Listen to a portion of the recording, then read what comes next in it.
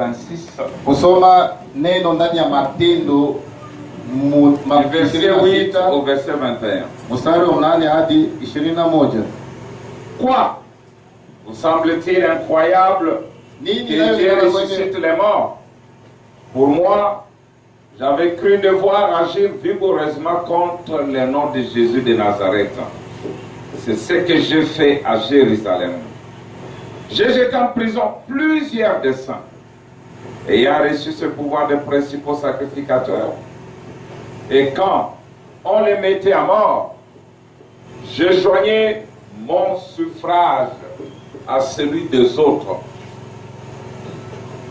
Je les ai souvent châtiés dans toutes les synagogues et je les forçais à blasphémer. Dans mes excès de zèle, de fureur contre eux, je les persécutais même jusque dans les villes étrangères. C'est dans ce but que je me rendis à Damas avec l'autorisation et la permission des principaux sacrificateurs.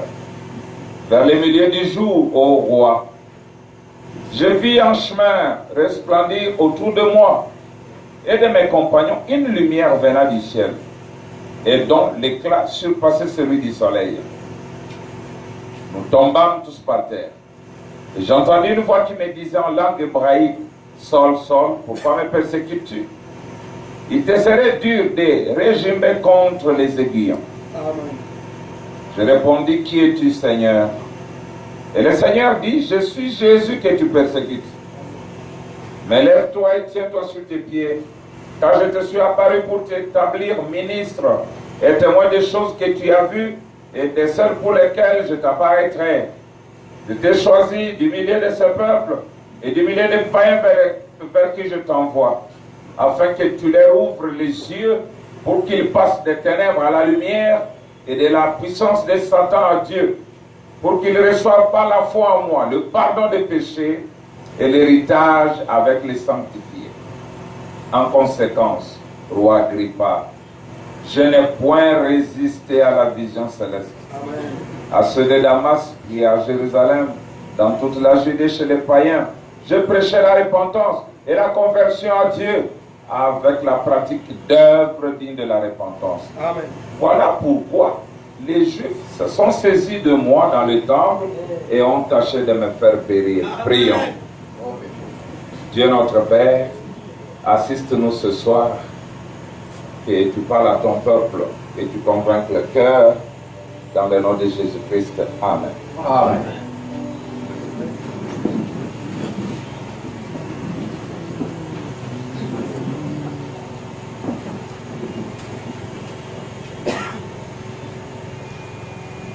Je vous salue encore dans le nom de Jésus-Christ. Je vous salue dans le nom de Jésus-Christ. Vous n'aimez pas le nom du Seigneur? Alors ce soir, je sais que nous sommes vraiment mixtes. Je vais parler de quelque chose qui va aider tout le monde. Sans trop minimiser et sans exagérer. Mais pourvu que ça soit la parole. Est-ce que vous pouvez me promettre que si je vous lisais la parole, vous allez croire?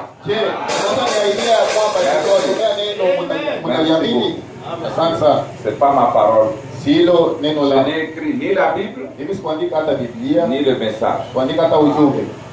Nous lisons seulement. Alors, ce soir, je vais parler sur un petit sujet que je vais appeler c'est plus fort que nous.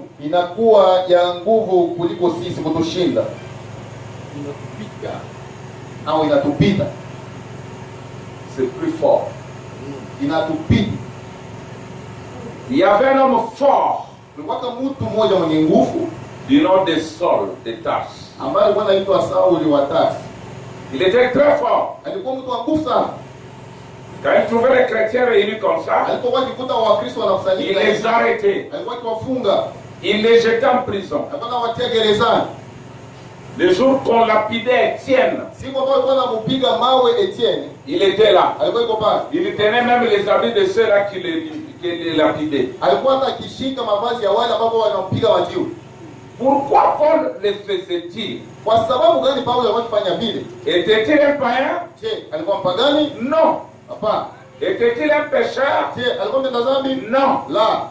Lui-même vient de le dire. Yeye mwenyewe anatoka kuisema. C'était par l'excès des zèles. Ilikuwa ni kwa kuzidisha bidii yake. Il croyait que Alikuwa naamini kwamba ce que lui détenait yenye yeye alikuwa nacho était la vérité. yote ilikuwa kweli.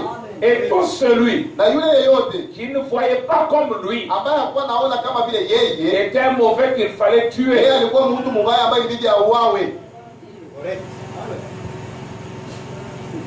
Mais si vous regardez bien, Lakini kama mnaangalia mzuri, ce que Paul disait, yenye Paulo alikuwa anasema c'était la vérité. ilikuwa ni ukweli, Parce qu'il était dans la loi. sababu alikuwa ndani ya Mais sheria, il avait oublié lakini alikuwa que la amesahau dispensation avait changé. ya kwamba kipindi kilikuwa kilishabadilika. Le même Dieu qu'il servait, Yule Mungu ambaye alikuwa akitumikia c'était celui qui le persécutait. alikuwa ni yule ambaye alikuwa akitesa pale. Il disait, mais ces gens sont des idolâtres. Alikuwa sema hawa watu wanaabudu sanamu, Ils croient un homme. wanaamini Ils Mungu, suivent un homme wao wanafuata qui est Mungu né là-bas. ambaye zaliwa pale. Nous, c'est Jéhovah. Sisi ni Yehova. Et Jéhovah, qui est-il? Na Yehova hii ni Il nani? est la colonne de feu. Yeye anakuwa ni nguzo ya moto. Celui qui a conduit Israël dans le désert. Yeye ndiye aliongoza Israeli Il jangwani. avait cette vision. Alikuwa na ile maono, Mais il ne savait pas lakini alikuwa anajua qu'un jour, ya kwamba siku la moja colonne de feu deviendrait un homme. nguzo ya moto itageuka kuwa Ça, Mungu. c'est un mystère qui lui était caché. Hiyo ilikuwa ni siri ambayo ilikuwa inafichama kwake. Alors qu'il persécutait l'église, Wakati ambapo kuna tesa alors qu'il kanisa, était sur son chemin de wakati alikuwa devoir, kwenye njia yake ya mapasha, la colonne de feu lui est apparue. nguzo ya moto ikamwonekania, Et ça les a projetés tous par terre. ikawatupa wote chini. Il dit, Saul, Saul, Akasema, Sauli, Sauli, pourquoi me persécutes-tu? kwa nini wewe unanisumbua, unanitesa? Moi, Na mimi moi qui adore Jéhovah, anayeabudu Yehova en vérité, kwa kweli, je peux encore persécuter Jéhovah. na wote nikamtesa Yehova. Il dit, qui es-tu, Seigneur? Akasema, wewe ni nani Bwana? Frère Branham dit, Ndio maana wanasema un érudit comme Paul mtu mjuzi kama vile ne Paulo pouvait jamais appeler n'importe quoi Seigneur. hangeweza kuita izuru kitu gani S'il Bwana, n'était pas sûr que c'est le même kama Jéhovah alikuwa na hakika kwamba ni yule yule qui Yehova les conduisait. ambaye alikuwa anamuongoza. Il dit, qui es-tu, Seigneur? Anasema, wewe ni nani Bwana? Il s'attendait à ce qu'il lui dise, Alikuwa anajingojelea kwamba amwambie c'est moi Jéhovah que tu persécutes. ni mimi Yehova unayemtesa, Et la colonne de feu lui dit, lakini nguzo moja akamwambia, je suis Jésus niko que tu Yesu persécutes. unayemtesa. En bon. Ah, bon. Et il dit à Paul, Na akamwambia Paulo, toi, wewe tu ne peux pas régimer contre les aiguillons. wewe hawezi ukatambuka ile mikuki. Et on prend les aiguilles Unapokamata ou ile les épines, mikuki au miba, on les étale ici. unaenda kuzipamba hapa, kuzitia hapa, On étale ça. unazitia On lui pale, enlève les chaussures. unamwambia tosha viatu, Marche. tembea ndani. Qui peut marcher? Nani anatembea Et ndani? Jésus dit à Saul, Na Yesu anamwambia Sauli, toi, wewe malgré tout ce que tu fais là, ijapokuwa vile vitu vilikuwa unafanya tu pale, ne peux pas. hauwezi, Régimer, c'est-à-dire refuser d'obéir. yaani kujikatalia kutii. Il dit à Saul, Anamwambia tu Sauli, ne peux pas refuser d'obéir hawezi kukatala kutii devant les aiguillons. mbele ya miba, Devant les aiguillons, tu dois te soumettre. mbele ya zile shindano, wewe unapaswa tu kutii. Enlève-toi. Wewe simama, Tu vas te faire baptiser. wende utaenda batiziwa. Regardez, Tizama, après cette vision, kisha ile maono, Saul Sauli se retira en Arabie yeye akaondoka kwenda Arabia pour étudier kusudi ajifunze la vision. maono. Et c'est pas possible. Asema iwezekani, Moi, j'ai vu Jéhovah. mimi niliona Yehova, Mais quand je lui demande son nom, lakini napomuuliza jina il lake me dit il est Jésus. ananiambia yeye ni Yesu. C'est que Jéhovah, Kenye ni kwamba Yehova c'est Jésus. manake ni Yesu. Après l'étude, Kisha kujifunza, Paul donne une théorie. Paulo anapana maelezo, Il dit, anasema le Jéhovah de l'Ancien Testament, ule Yehova wa Agano la Kale c'est le Jésus du Nouveau. ndio huyu Yesu wa Agano Jipya. Et aujourd'hui, ça continue. na leo inaendelea Et c'est l'épouse dans toute l'éternité. na ni bibi harusi katika umilele wote. Il raconte le roi Agrippa. Anakutana na mfalme Agripa. Il dit, roi, Anasema mfalme, quand j'ai vu ça, wakati nilipoiona je ne pouvais plus désobéir singeweza tena kutokutii à la vision céleste. ile maono ya kimbingu. C'était plus fort que moi. Ilikuwa ya nguvu kunishinda, Et ce soir, na hii jioni ça sera plus fort que nous. itakuwa ya nguvu kuliko sisi. Nous ne pouvons pas régimer contre les aiguillons. Hatuwezi kutokutii ile mamiba mishale, Nous ne pouvons pas manquer d'obéir. hatuwezi kosa kutii, Parce que la parole sababu neno est plus forte que quoi que ce soit. inakuwa nguvu kuliko La parole neno fait obéir n'importe qui. inafanya mtu yeyote atii. La parole Neno peut mettre n'importe qui en prison. inaweza kufunga mtu yeyote C'est mgereza. pourquoi Paul a écrit. Ndio kwa maana Paulo Il dit aliandika, Paul, asema Paulo prisonnier de Christ. ambaye ni mfungwa wa Un Kristo. prisonnier n'est pas libre. Mfungwa yeye habaki huru, Il ne mange pas ce qu'il veut. hakulaki ni anapenda Il mange ce qu'on lui donne. yeye, anakulaka nyuma Il ne wanampatia, dort pas quand lui veut. halalaki sasa yeye On anataka, l'envoie dormir quand il ne veut pas. wanaenda wanamtumaka alale wakati yeye N'est-ce apendi. pas vrai? Sio kweli? Et la parole de Dieu, Na neno la Mungu ce soir, va nous emprisonner. hii jioni itaenda kutufunga Pour faire ce qu'elle veut. kusudi afanye kile yeye Pas ce anataka. que nous nous voulons. Hapana kile sisi Parce que ça tunataka, sera plus fort que nous. sababu itakuwa ya nguvu kutushinda sisi. Alors écoutez maintenant. Sasa msikie, Écoutez. msikie, Dieu, Mungu s'il veut te poursuivre, kama anapenda kufuatilie tu n'as pas d'endroit où te cacher. wewe, hauna nafasi kutenda fichama, Tu ne peux pas. hauwezi, Tu ne sauras pas. hautaweza. Si tu peux, comment tu t'es retrouvé dans les messages? Dis-le-moi. Kama unaweza kujitambua uje ulijikuta mujumbe, ulipatikana mjumbe je? Beaucoup sont dans les églises dénominationnelles. Sababu wengi wako makanisa ya madhehebu, Mais toi, tu es dans les messages. lakini wewe uko ndani ya ujumbe, Tu ne portes pas de pantalon. hauvalaki suruali. Alors que toutes les filles portent le pantalon. Japokuwa binti wote wanavala suruali, Je ne te vois pas avec des bijoux partout comme sio na elle. kuona na mahereni Mais basi. pourquoi tu es ici? Sasa jua nini Parce que uko? la parole est plus forte que toi. Sababu neno linakuwa na nguvu Elle te kushinda wewe, fait obéir. na inafanya wewe utii. Si je te donne un pantalon, tu diras non, frère Branham Kama dit. nakupatia suruali unasema ndugu, Frère nataka Branham dit, c'est suruali, pas bon unasema hapana, haiko mimi. de porter le pantalon. Haiko mzuri kuvala suruali. Prends un peu de bière, non. Kama hata kwa pombe kidogo Nous ne hapo, buvons pas. chia tukunywaje. Mais la Bible dit prends un peu Timothée. Biblia inasema kunywa kwa kidogo wewe Timotheo. Mais Branham dit niet. Lakini mama nakatala yote. Et nous disons, Lakini nasema malgré ce que Paul a dit à Timothée, japokuwa vile venye Paulo aliambia mais Timotheo, nous c'est ce que frère Branham a lakini dit. si kama alisema. Donc, Yeah. nous aimons frère Branham. Wewe unataka Tout ce qu'il nous dira, anakuambia ça sera la vérité. kwa kweli. Et comme j'ai dit hier, Na kama vile un nisema prophète ne commet pas d'erreur. nabii afanyake makosa. Ce que vous pensez être une erreur, Kile kenye wewe unaweza kuwa ce n'est pas l'erreur, haiko kosa, c'est la parole. ni neno. Qu'un prophète marche nu, dit Amen. Nabii akitembea bila maguo sema amina. Oh. Si un prophète marche nu, Kama nabii anatembea uchi, vous dites Amen. wewe sema tu amina. Oui, mais dans la Bible, c'est ça. Lakini Biblia si ndio Un hivyo. prophète a prophétisé nu. Nabii mmoja alisema David na iko uchi. Quand un prophète prend une prostituée, Wakati nabii anakamata kahaba, dit Amen. wewe sema tu amina.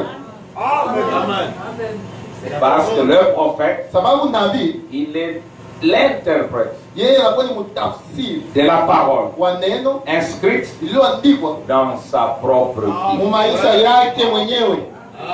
Mes amis, Rafiki zangu, ce que nous prêchons, vitu tunahubiri c'est plus fort que nous. viko vya nguvu kutushinda sisi. C'est pas intentionnellement qu'on peut prêcher ces choses. Haiko kwa kusudi tu, C'est tunaweza plus kuongea fort que hapa. nous. Vinatutambuka, vinatuzidi, On ne peut rien. hatuwezi chochote. Paul était dans sa voie. Paulo alikuwa munjia yake, Mais quand il a rencontré ceux qui étaient plus forts que lui, lakini alipokutana na kile ambacho kilimshinda, il a changé kilimzidi, de voie. alibadilisha njia. Merci. Asante. On peut maintenant prêcher. Unaweza sasa hubiri. Paul était prêt. Paulo alikuwa tayari. D'acte 24, 14 à 16, il dit, ndani ya Matendo 24:14 je t'avoue bien na kuambia kweli que je sers les dieux de mes pères kama natumikia yule Mungu wa baba zangu selon la voie qu'ils appellent une secte. kulingana na njia ambao wanaita sawa vile kanisa au kikundi kadini, Croyant tout ce qui est écrit dans la loi akiamini yote ambayo imeandikwa na sheria et dans les prophètes. na manabii. J'accepte. Nakubali. Si vous dites, moi, Paul, je suis dans des sectes, Kama unasema mimi Paulo niko madini, d'accord, sawa. mais pourvu que moi, Lakini ya mzuri je ni kwamba crois tout mimi ce qui est écrit dans la loi naamini yote ambayo inaandikwa na sheria et dans les prophètes. na manabii. Si tu dis, je suis dans la fausse doctrine, Kama ukisema niko mafundisho ya bongo, merci, asante. mais pourvu Lakini pia maana que c'est ce que dit le prophète ikuwe ndio kenye manabii et la parole. na neno.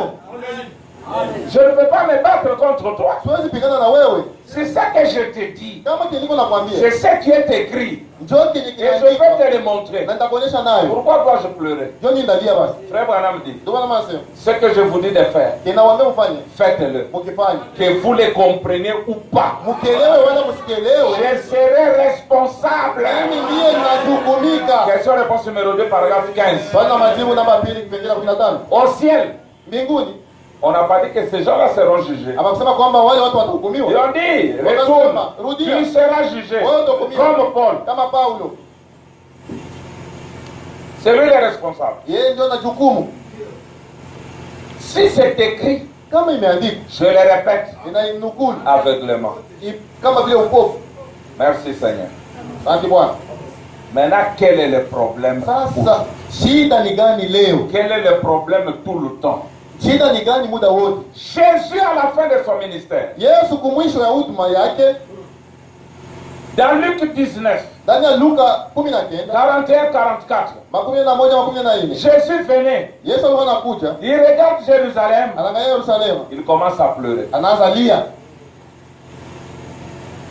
Il a laissé couler les larmes. akaacha machozi kavuya. Pourquoi? Kwa sababu gani?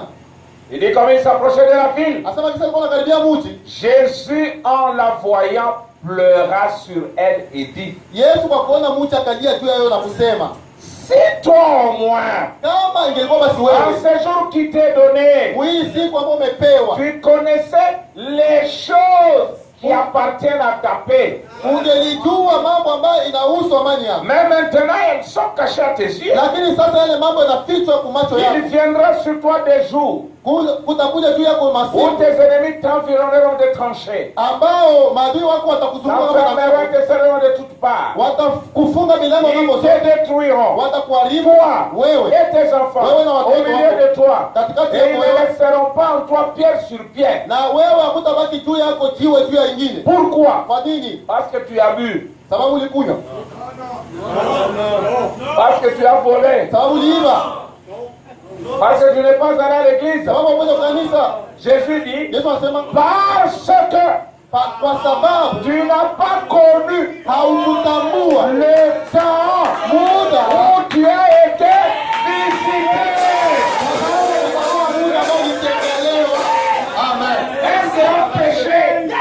Ndio walisema dhambi Quand tu as fait quelque chose wakati Mungu amefanya kitu fulani et que tu ne reconnais na pas wewe ça, tu hauitambui, ne comprends pas ça, hauielewi, tu es un pécheur. wewe kwa mtenda Tu dhambi dois être détruit. unapaswa haribishwa. Il dit, toi, Jérusalem, Anasema wewe Yerusalema, moi, en tant que prophète, je vois déjà ce qui t'arrive. mimi kama vile Daudi kuna mambo On va vinakufikia te sasa, détruire. batakuharibu Parce que sababu tu n'as pas connu haukutambua le temps muda où tu as été yenye visité. uliweza Et tembelewa. Abraham dit de reconnaître votre son message. Na ndugu kama nasema ndani ya kutambua Paragraphe sika na ujumbe 81. wake kipengele 11. Il dit, quelle heure est-il, frère? Anasema ni saa gani nakuwa ndugu? Quelle heure est-il, Ni prédicateur? saa gani nakuwa wahubiri? Mhubiri. Voyez-vous quelle heure du jour il est? Unaona ni saa gani ya mchana iko? Et les signes sur lesquels vous vivez, Na ni ishara, chini ya ishara gani mnaishi? pouvez-vous les comprendre? Mnaweza kuielewa? Les voyez-vous? Je Mungu naiona? Nous sommes dans quel temps? Tuko mwakati gani? Nous sommes dans la Odyssée. Tuko mlawadokia. Bon, c'est bien. Sawa ni mzuri. Mais Branham dit, Lakini Branham anasema de tous les âges, mu vizazi vyote c'est l'âge d'Éphèse qui est court. ni kizazi ya Efeso ndio mfupi. Oui, qui a le livre Na ndio kuna kitabu exposé? ya maelezo ya C'est kanisa. Éphèse. Ni Efeso. Donnez-moi exposé. Mlipatieni maelezo ya Si vous avez kanisa ça. kama mko nayo hapa. Mais si vous regardez, Lakini kama mnaangalia l'âge d'Éphèse a commencé quoi en 53. kizazi ya Efeso ilianza mwaka wa 13. Mais la Odyssée sera plus court. Il commence des problèmes. Unaanza shida wewe. Vous n'en avez pas. Hamna nayo hapa. Toi, tu commences des problèmes. Wewe unaanza magumu. Je veux que nous étudions la parole. Parce que hier, sababu jana nous avons vu que Daniel tuliona kwamba Daniel a étudié alijifunza les livres kitabu du prophète Jérémie. ya nabii Yeremia. Et nous devons étudier les livres de William Kitabu Branham. ya William Branham. Si je ne me trompe pas, ça a commencé en 53 jusqu'à l'an 170. Ilianza mwaka wa 13 mpaka mwaka 117. Ndio vile. Je crois que c'est comme ça. Na nini vile? Éphèse, Efeso c'est ça. Ça a commencé en l'an 53. ilianza mwaka wa 13. Corrigez-moi s'il vous plaît. Mnisahihishe samani. Pourquoi il n'y a personne qui a ce livre? Namna namna mwiko na kile kitabu hapa. Ou bien je prends dans... carrément dans les messages. Je ne veux pas qu'on commette d'erreurs là-dessus. Sipendi tuweze kufanya makosa pale.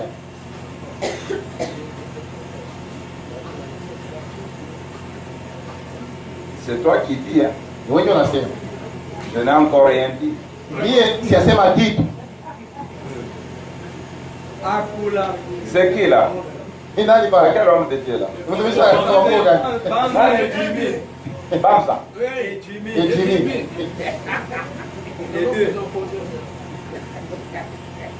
Ce sont des gens terribles. Comme il vient, Ni watu mwa hatari bwana.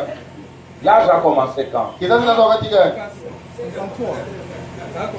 Je ne veux pas que je commette d'erreurs. Sipendi nifanye makosa. C'est dans... Attendez, je vais essayer comme ça. Hein? On étudie la parole comme ça. Tu étudies seulement comme ça. Haiko uwa jifunza tu saa hivi. Oui, c'est correct. Ndio vile. C'est l'an 53. Mwaka 13. Très bien. Mzuri. Et 170, c'est ça, non? Mpaka 117. De 53 à 170. 13 hadi C'est mwaka combien d'années? 117. Miaka ngapi? 117.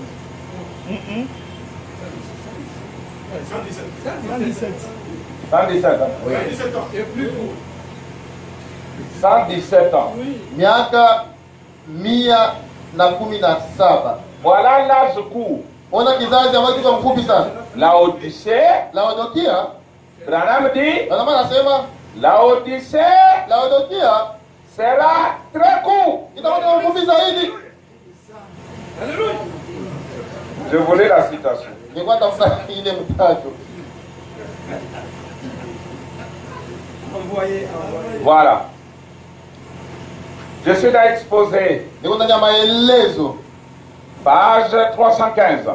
Karatasi ya 315. Branham dit, Ndio maana nasema. or, Ijapo l'âge dans lequel nous vivons kizazi maintenant ambapo tuko naishi sasa sera très court. kitakuwa kifupi zaidi Les événements vont se dérouler très rapidement. na matukio yatapitikana haraka sana.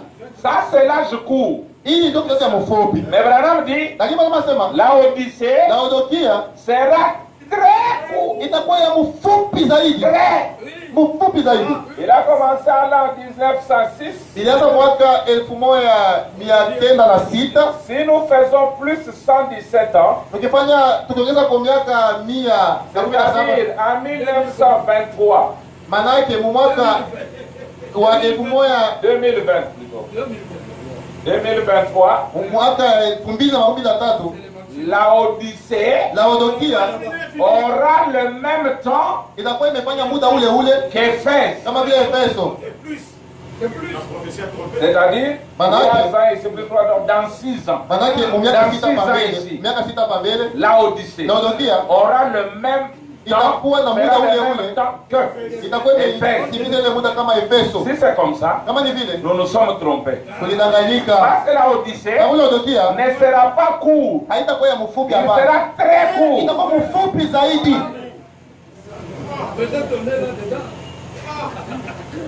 C'est-à-dire, Maana yake cet âge-là ile kizazi doit déjà être terminé. inapasha kuwa ilishaisha. À cause des élus. Amen. Dans ces rables. Pour nous mettre, voilà encore, Ona tena tout ça. vile vyote. Maintenant, Sasa on n'a pas de livre ici. hatuna Si kitabu. vous regardez dans ce livre-là, Kama unaangalia ile kitabu, Branham dit, Baba nasema on a pris l'éclipse lunaire balikamata ile mwezi na josi vinakuunganaka en 7 phases. mu vipindi 7, Mais il n'y a eu que 6 photos. lakini kukapatikana tu picha 6. La 7e Ile picha ya 7 n'était pas possible parce que haingewezekana c'était kamatika l'obscurcissement sababu ilikuwa total likiza du mpaka village de la Odyssée. asema ni kizazi na Mais là, Laodikia. Branham dit que quand moi j'avais Sasa mama asema sasa, wakati mimi nilipo dessiné ça, chapa ile j'avais laissé kizazi un peu de lumière. niliacha kanuru kadogo kule Il yule. dit, mais quand Dieu l'a dessiné, Asema lakini wakati Mungu tout alichapa était sombre. vyote vilikuwa Nous giza. allons lire Tutasoma et vous comprendrez pourquoi. na mtaelewa kwa sababu Mais gani. avant ça, Lakini mbele ya je vile vous prends une citation. na wakamatia mtajo mmoja Dans la demeure future, ndani ya makao yajayo, on étudie ça. tunajifunza nayo.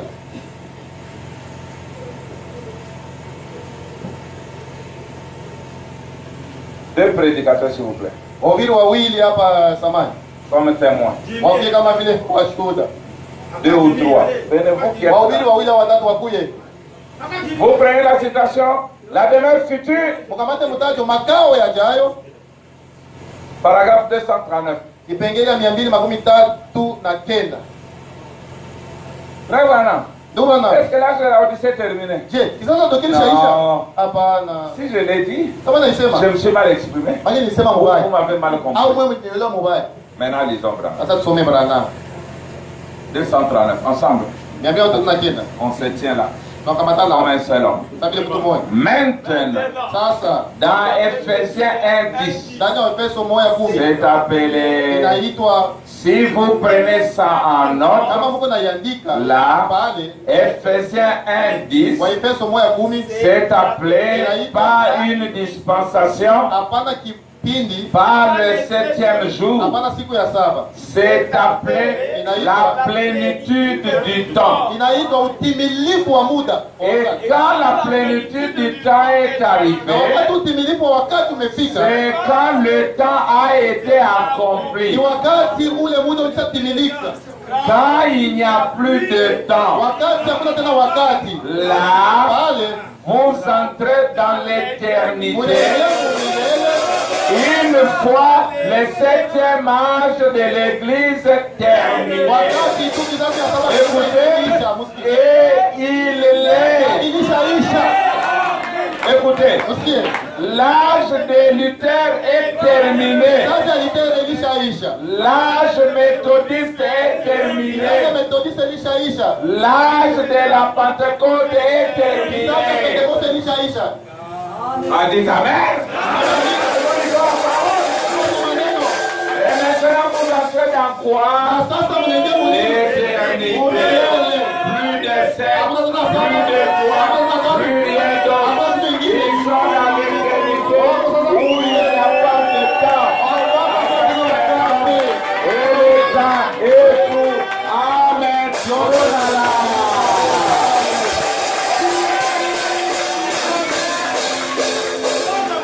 Merci, mes amis. Asante rafiki zangu. Si ce n'est pas terminé, mes frères, Kama ikwisha ndugu zangu, quittons le message. tuache basi ujumbe. Parce que la Odyssée Sababu ile Laodikia ne sera plus très court. haitakuwa tena mfupi sana. Et si dit Branham, oui. Écoutez, Msikie. Non, c'est bon. reconnaître votre son message. Utambua siku yako na ujumbe wake. Parce qu'il a dit quel temps nous vivons prédicateurs. Sababu aliniuliza ni wakati gani tunaishi ndani wa ubiri. Ah, ah. Non, non, non, non. C'est très beau. Oh, ni ya mzuri sana. Amen. Très beau. C'est très beau. Ni ya mzuri sana. Ouh.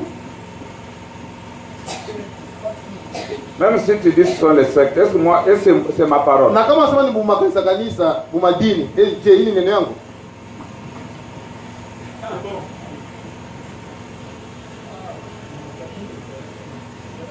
Très court.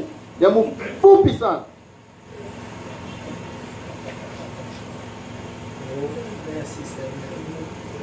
Pourquoi? Kwa nini?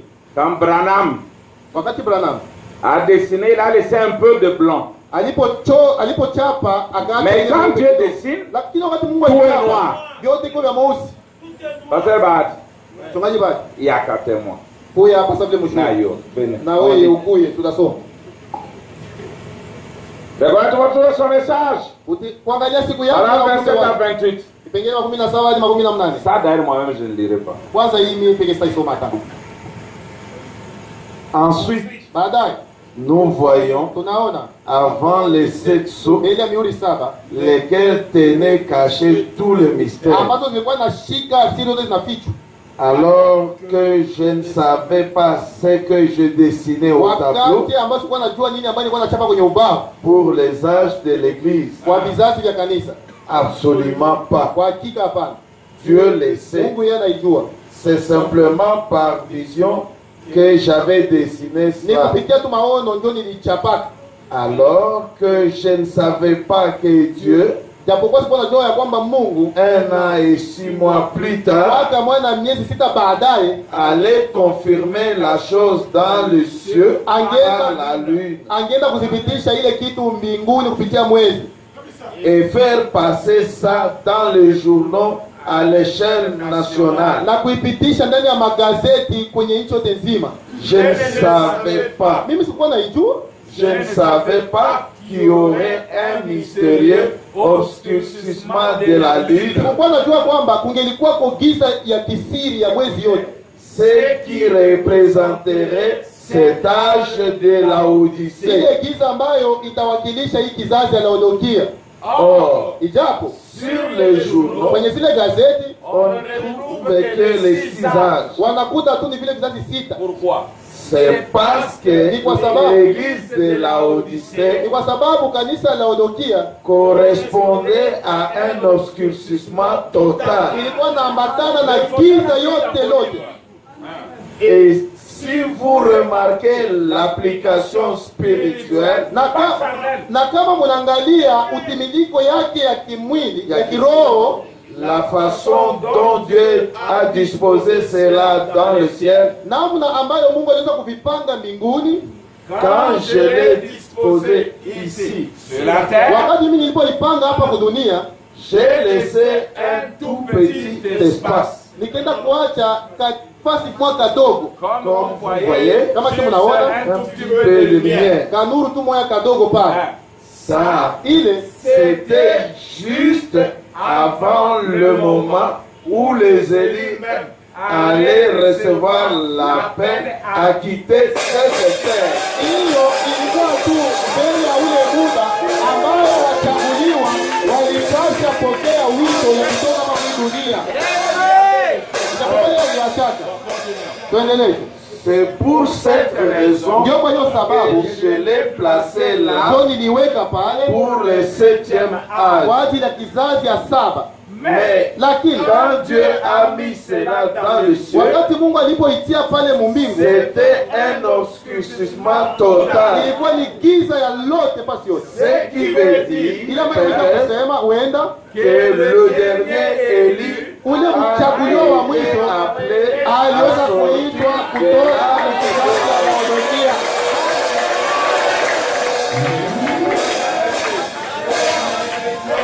pourquoi?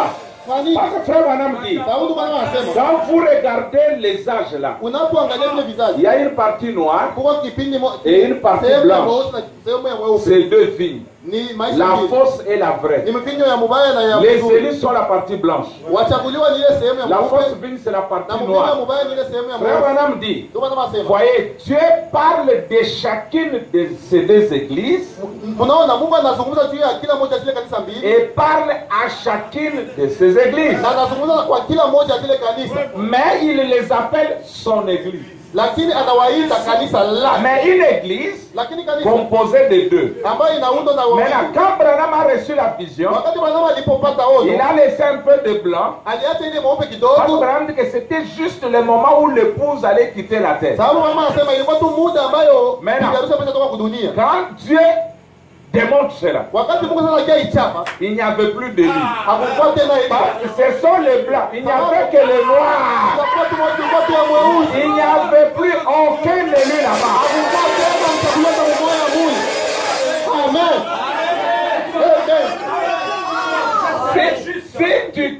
Si tu es dans la Odyssée, Kama Mungu mladonia, tu es resté. ulibakia. Parce que même Jésus, Sababu kama Yesu, Jésus lui-même n'est pas là. Yesu mwenyewe haiko muli. Parce que dans la Odyssée, Sababu il mladonia, est dehors, il frappe. iko nje iko anabisha mlangoni. Frère Branham dit, Ndio maana nasema, de tous les âges, vizazi vyote, c'est le seul âge qui a chassé.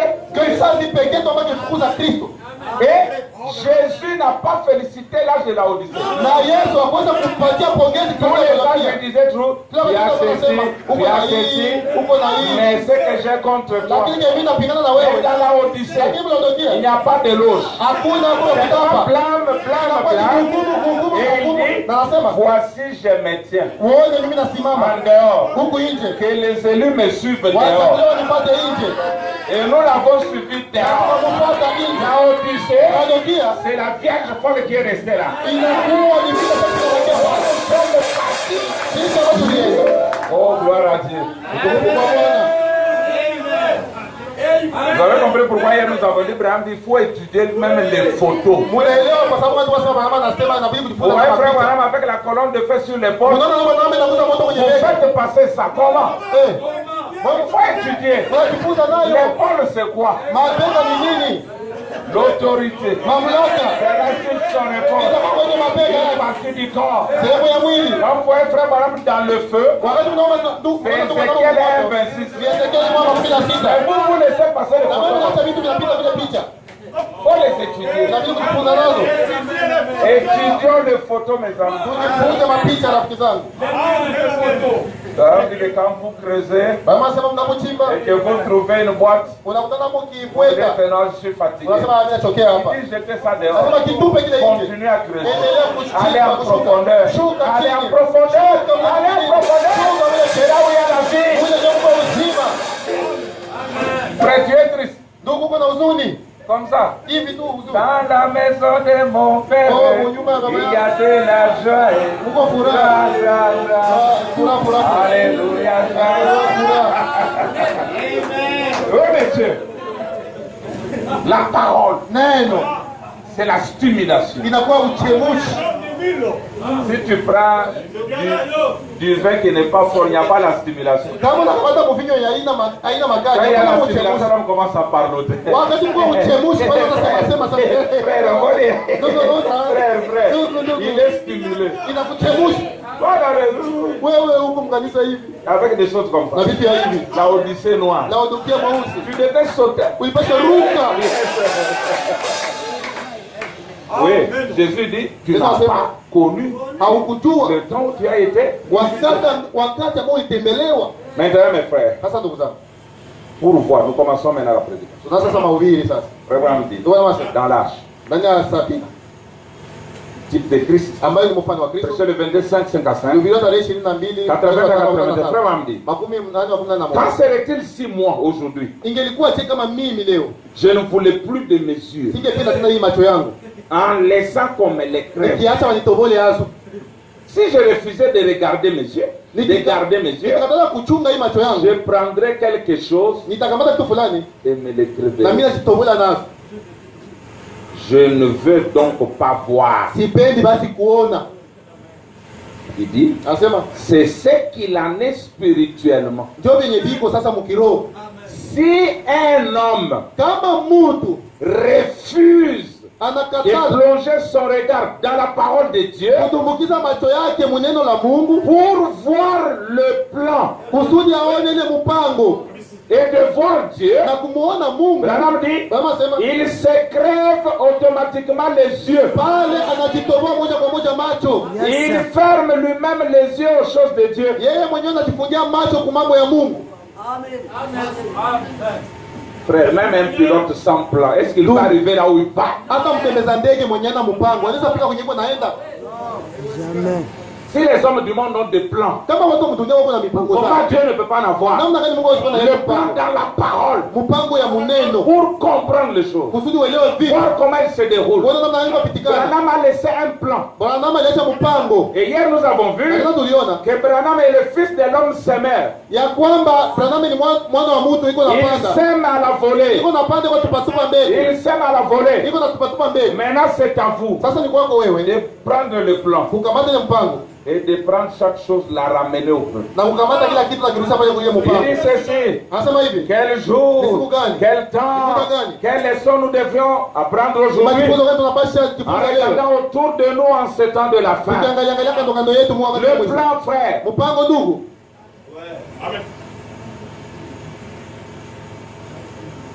on vous dira, Watakwambia quand vous arriverez à Kinshasa, quand vous descendez en Chine, unakapofika Kinshasa unaposhuka pale vous njini. prendrez le véhicule, Takamata vous gari. allez dépasser un pont, Utatambuka kilalo moja. on appelle pont Gili. Wanayoita Et quand kilalo vous njini. avancez, il y aura un deuxième pont, Sasa unasonga mbele utakuwa kilalo ya c'est le pili. pont Matete. Ni kilalo matete. Et quand vous dépassez là, vous verrez les monuments comme ça. Sasa utatambuka pale tuona C'est le monument de Lumumba. Ile ni ile monument ya Lumumba. Et après, Na kisha vous verrez les doigts comme ça, c'est victoire, tu descends. utaona mikono hivi ni Victoria unashukia pale. Maintenant, pendant qu'on venait de l'aéroport, Sasa wakati ambao ulikuwa unakuja kwenye pour airport, vous dormir, wewe ulikuwa unalala tu. on dépasse Pont Gili, Tunatambuka ile kilalo njini. Pont Matete, Tunatambuka kilalo matete. monument de Lumumba. Tunatambuka ile monument ya Lumumba. On arrive, on voit les doigts, frère, descends, nous sommes à victoire. Tunafika pale tunaona mtu anafunga mikono anasema tunafika Oh non, moi je ne descends pas. hapana mimi sitashuka. Je n'ai pas vu Pont Gili. Sikuona kilalo ya Je njini. n'ai pas vu Lumumba. Sikuona ile Mais Lumumba. un frère, tu dormais. Sasa ndugu sikuona On wala va passer. Tu dormais. Avec les gens passer là-bas. wao kuona pale mpita hapo. Gloire à Dieu. Oh ndugu Mungu. Bon alors, mes frères, Sasa ndugu zangu. nous sommes arrivés à victoire. Tulishafika pale kwa Victoria. Beaucoup dormaient. Bengi walikuwa Nous nalala. descendons du véhicule. Situshuke mugari. Ne me ramenez plus en Chine, je n'ai plus de carburant. Sasa tena karibia kurudia Je n'ai kule. plus d'essence pour rentrer là. Tena sasa kurudia kule nyuma. Écoutez maintenant. Musikie sasa. Branham dit, Baba anasema vous devez être de nouveau. napasha zaliwa upya. 31. Au Et paragraphe 44. kipengele ya 14 Du 31 décembre ya 61. tarehe Branham dit, 21 c'est la même chose pour un entrepreneur qui construit une maison. ni vile vile kwa yule mtu ambaye kwa anajenga nyumba. S'il ne sait pas lire le plan, Kama yeye ajue soma ile mpango iko pale. il est inutile qu'il essaie de construire cette maison. Haina maana hata ajaribu kujenga ile nyumba S'il ne comprend pas le plan. kama haelewi ile mpango. Et d'autre part, Na kama wengine s'il comprend le plan, kama anaelewa ile mpango, alors il saura comment bâtir la hapo maison. ndipo atajua namna gani ya kujenga C'est nyumba. comme ça. Ni vile Il en est ainsi pour l'édification du royaume de Dieu. inakuwa pia vile kwa ujenzi wa Vous ufalme wa Mungu. devez comprendre le plan. Munapata elewa mpango. Et vous ne connaîtrez pas le plan tant que vous n'êtes pas né de nouveau. Na wewe unaelewa mpango kama Et unaelewa quand mara vous pili. êtes né de nouveau, Wewe unalewa mara pili. et que vous rejetez ensuite le Na plan, kisha unakatala ile mpango. qu'est-ce qui se passe? Nini ambayo inapitikana sasa? Il y a un plan dans la parole. Huko mpango ndani ya neno. Si tu ne comprends pas le plan, n'essaie pas de construire. Kama uelewe mpango usijaribu kujenga. Branham dit, Baba anasema paragraphe 46. pengine 16. Il parle de ses frères-là Anazungumza juu ya ule ndugu qui a essayé de construire. Il ne croyait pas au baptême. yeye ambaye jaribu kujenga kwa naamini Maintenant, la nuit, alors qu'il demande à faire Branham, Dieu lui a donné un somme. wakati anakia kwa na Mungu Il avait donné la maison à son entrepreneur. Mungu Mais quand il est alimpatia venu, il a dit, voilà ta maison. akaona akamwambia ndio nyumba Maintenant, il dit, yako. non, ça, c'est pas ma maison. Anasema hapana Il yeye dit, kwa mais c'est ta maison. Anasema ndio Il dit, nyumba. mais qu'en est-il de cette pièce ici? Sasa akasema inakuwa je juu ya hii Qu'en chumba est-il hapa? de cette fenêtre? Inakuwa je juu ya hii Oh, dirisha prenez hapa? seulement, il dit Wewe non. kamata tu asema hapana. Il a dit, Akasema démolissez-la. muipomole. Si vous voulez être payé, kama unapenda ulipiwe, construisez-la selon le plan. uijenge sir. kulingana na mpango. Ah, mais j'ai déjà construit. Mbona nilishajenga ya uzuri? Démoli. Bomola hayo. Amen.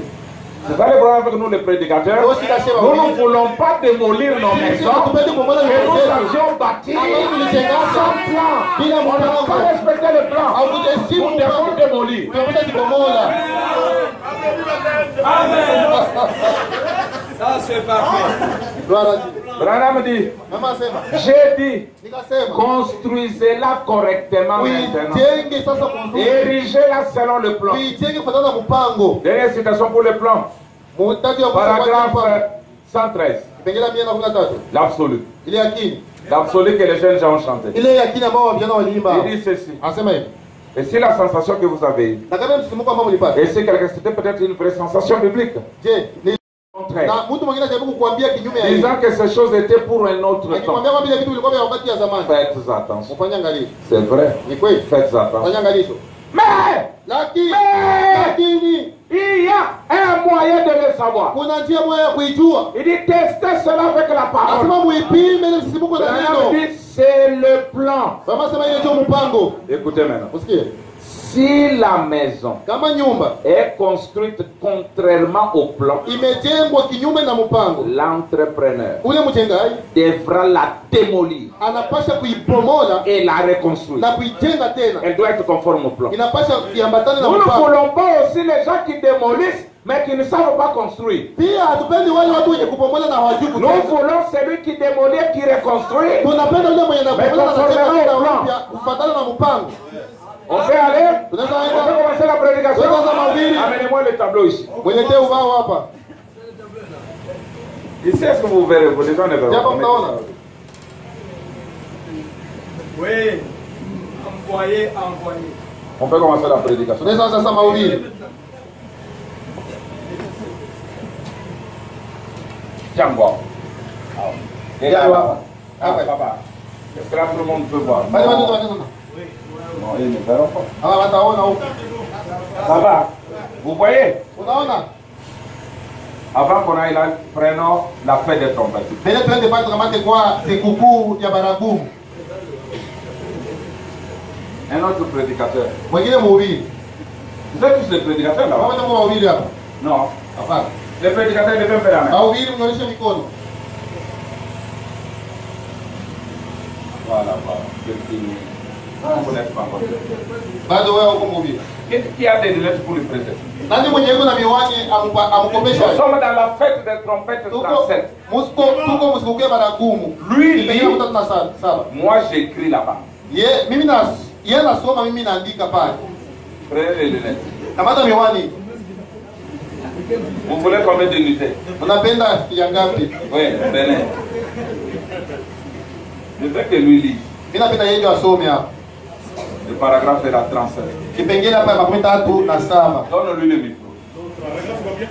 37. Il y en a beaucoup, mais je vais donner une ou deux. Siko mingi lakini tapata tu mtaji C'est mmoja. toi. Les trois premiers chapitres du livre d'Apocalypse Ah, révèlent tous les événements qui ont été à l'église. très bien. Kitabu tatu ya kwanza ya Ufunuo inafunua vitabu yote Apocalypse vitabu 1 vya kanisa. à 3, Ufunuo moja hadi tatu. il dit ce sont les 7 âges de l'église. Anasema ni vile vizazi 7 vya kanisa. Ok. Du chapitre 3 Uh-huh. jusqu'au chapitre 19 de l'Apocalypse, 19. de l'Apocalypse, Na kenda ya Ufunuo. on ne revoit plus l'église. Ah, Hatuone tena kanisa. frère, ici, Hapa on ne voit pas l'église. habaoni kanisa. On s'entend? Pole sana. Si quelqu'un essaie de mettre l'église ici, Kama Mungu anapita kutia kanisa hapa. démolissez sa maison. Mungu ndiye nyumba yake. Bon, allez-y. Sasa wende. L'église montre au chapitre 4 Ah, Kanisa inapanda kusura ya nous sommes là. Apocalypse chapitre 4, c'est l'enlèvement. Ni kunyakuliwa. Ouais, envoyé. Allez-y. Elle revient Au chapitre 19 de l'Apocalypse. L'église qui est enlevée ici revient d'Apocalypse 19. C'est le retour. Pour notre millénium. L'épouse et l'époux ensemble. Quand nous arrivons ici, c'est l'époux et l'épouse. Mais ici, il n'y a pas l'église. C'est-à-dire 5, 6, 7, 8, 9, 10. Maintenant, quand tu commences à chanter, Apocalypse dit c'est pour moi. L'église n'est pas là. C'est pas pour toi. Nous verrons à qui appartient ça. Apocalypse dit c'est pour eux. Pour eux. Indigne et sauvé. Pas pour nous. Nous allons le vivre. Nous sommes dans la fête de l'os. Bon, les frères. En train de manger les fêtes là. Donc, il revient au chapitre 19 de l'Apocalypse. L'épouse et l'époux ensemble, Voilà. qui reviennent sur la terre. Merci beaucoup. Allez-y. Ensuite, du chapitre 19 Du chapitre 19 jusqu'à la fin du chapitre 22. Écoutez, d'Apocalypse 19 jusqu'à Apocalypse 22. Allez-y. Il est uniquement question du millénium.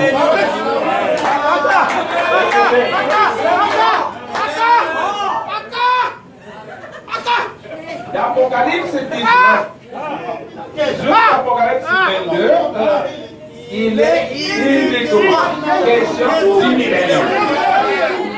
Allez-y.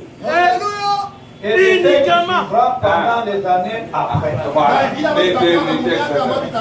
Allez-y. Du chapitre 4 jusqu'au chapitre 19. Voyez un peu ce qu'il y a. Cette période-là, Dieu traite avec Israël.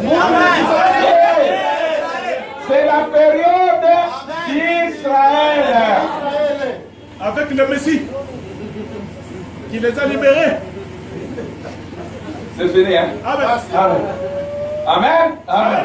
Vous êtes d'accord avec Branham? Vous lirez ça partout. Il y a beaucoup de citations. C'est ça les plans. Donc Apocalypse 17 n'est pas là. Maintenant, les frères, l'église est ici. De 1 à 3. Au chapitre 4, l'église est montée dans Recevoir le tonnerre. Maintenant, Sasa le livre de cette soie dans quelle partie? kitabu ya mihuri saba iko msehemu gani? Non, montrez-moi vous-même. Pourquoi je vais Wewe vous dire munionyeshe juu mimi nitasomea Branham. Apocalypse 4 jusqu'à 10. Ici, quand Jean monte Apocalypse 4, Hapa wakati Yohana anapanda musura ine ya Ufunuo, musura ya 5 on fait l'appel aux parents rédempteurs. wanamwitisha ule ndugu mkombozi, Et au chapitre 6, na sura ya 6 on commence à révéler les sceaux. wanaanza kunua mihuri. D'accord? Sawa? Les 6 sceaux sont révélés au chapitre 6. Zile mihuri 6 zinafunuliwa kusura ya 6, Et pour révéler le chapitre 7, na kwa kufunua sura ya 7 le 7e sceau, ile muhuri ya 7 Dieu sort le chapitre 7. Mungu anarudia ile sura ya 7, Il vient révéler le 7e sceau au chapitre 8. anakia funua muhuri wa 7 ku sura ya Et 8, avant d'ouvrir le 7e sceau, na bila kufungua ile muhuri ya 7 lisez votre Bible, usome Biblia yenu, il scelle les 144 000 anatia muhuri wale 1400 ku sura ya 7. Et puis, Kisha dans Apocalypse 10, Ufunuo 10 on voit un ange puissant banaona malaika mwenye nguvu qui descend, anayeshuka qui trouve anakuta le 7e ange malaika wa 7 kudunia. Yes, sir. Branham. Branham, Comment toi, naomba tani wewe qui es des nations, wewe ambapo wa mataifa pourquoi tu te retrouves ici? wewe unapatikana huku ukipiga Wayahudi, Branham va répondre. Branham anajibu Les Juifs, hata Wayahudi ils ont dit non. wakasema hapana, Toi, tu es un homme des nations. wewe mtu wa mataifa, Qu'est-ce que tu peux faire ici? wewe unakia kwa nini huku?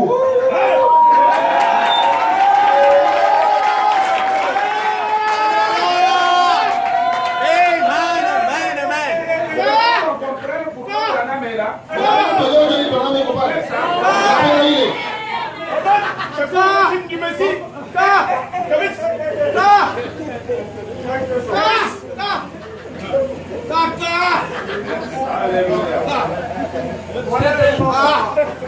Cette parole est dure. Qui veut la croire? Écoutez, Usikie? c'est bon. Uzuri. Très bon. Uzuri sana. Utamu sana. Hapa. Si vous n'avez pas de reins, Hapa kama una kiuno vous allez mourir. utafikia hapa sasa. Parce qu'on nous avait enseigné Sababu tufundishaka que Jean-Baptiste ya kwamba wewe mbatizaji est dans Malachie 3. iko mu Malaki 4. Malaki 3. Jean-Baptiste est dans Malachie. Wewe mbatizaji mu Malaki 3. Or, les gens, Ijapokuwa watu nous avons enseigné qu'il était dans Malachie 4. tufundishaka kwamba alikuwa mu Un Malaki 4. mensonge. Bongo. Ya kweli. Jean est dans Malachie 3. Yohana iko Malaki 4. Malachie 4, c'est uniquement Branham. Malaki 4 inahusu tu Branham yeye. Le jour du Seigneur. Oh, mais non. Vraiment.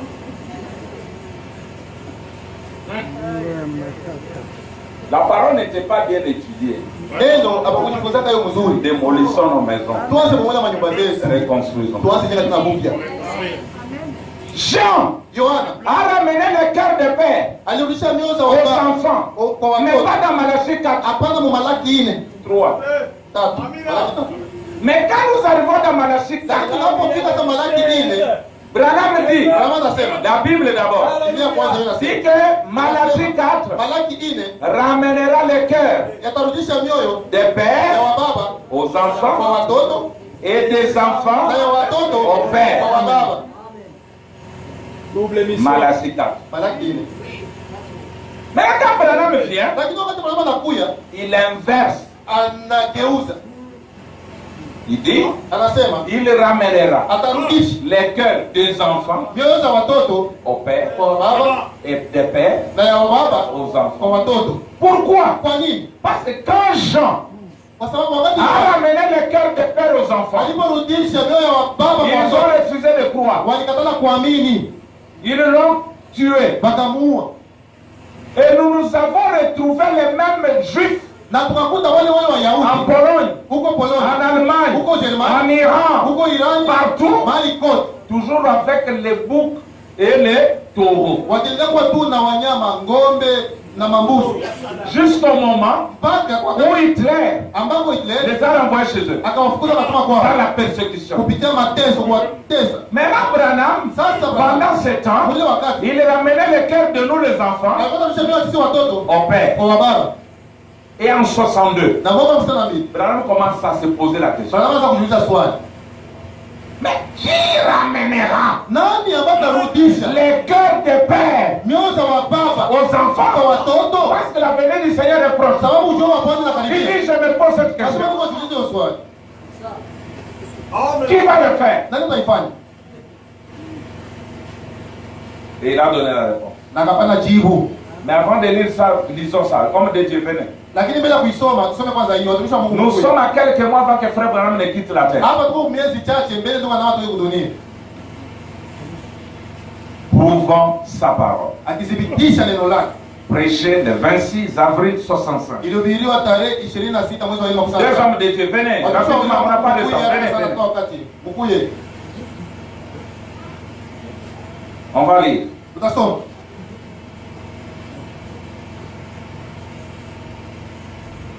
On commence au paragraphe Tunasema kipengele 141 jusqu'à 143. mpaka Tu es mon témoin. 143. Wewe mshuhuda wangu hapa. Malachie 4 le déclare. Malaki 4 inaisema, Voici, tazameni, je vous enverrai Élie au dernier jour. nitawatumia Elia kusiku ya mwisho. C'est vrai. Kweli. Et Na il rétablira la foi des enfants atarudisha imani ya watoto et la ramènera à celle des na pères. kuirudisha kwa imani ya wababa. Vous voyez Naona la foi des pères imani ya wababa à celle des enfants aussi. Kwa ile imani ya watoto pia. Vous voyez, Naona il le faut. inaibidi. Vous dites, Wewe Mungu anasema. eh bien, Vema. ça c'était Jean-Baptiste. Ule alikuwa Yohana Mbatizaji. Non, Hapana. non. Hapana. Jean-Baptiste, Yohana Mbatizaji c'était Malachie alikuwa 3. Malaki 3. C'est vrai. Kweli. Matthieu 11 le dit. Mathayo 11 inaisema. Si vous pouvez le comprendre, Kama mnaweza kuielewa. c'est celui dont il est parlé.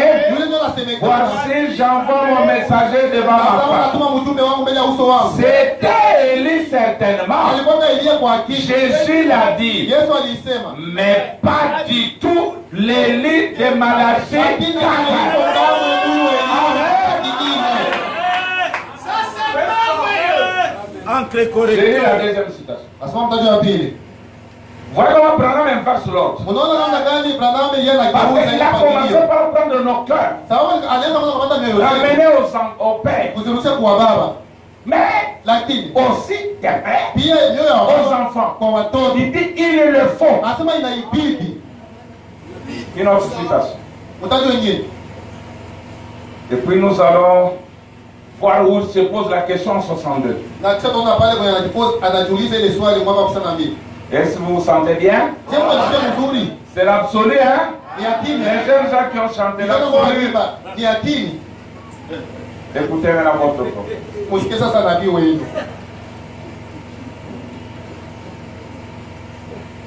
Trois raisons. Sababu tatu Il lui faisait comprendre qu'il devait ramener Israël au Seigneur. ambayo ilibidi kuelewa kwa kurudisha Israeli kwa Bwana. Toute l'Apocalypse Ufunuo yote était révélé par l'ange. ilikuwa imefunuliwa na malaika. Branham n'est pas Jean. Branham yeye sio Yohana. Il est l'ange Yeye ni malaika. qui révèle à Jean. Ambaye ndiye anafunulia C'est Yohana. Jean Ni Yohana. qui est le type de nous tous. Branham, lui, c'est l'ange Branham yeye ni qui malaika. a révélé l'Apocalypse 1, Ambaye ni Ufunuo 2, 3, jusqu'à 22. mpaka 12. C'est pourquoi à la fin, Ndio kwa maana kumwisho quand Jean regardait l'ange, pia Yohana il yeye ni s'est malaika. procédé pour l'adorer. Pia pamoja na Mungu Je lui dis non, ne m'adore pas. inaabudu. Je suis l'un de tes compagnons.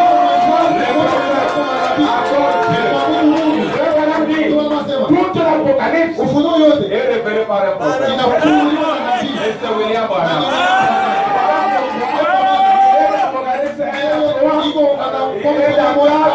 Il est partout là-bas. C'est lui le révélateur.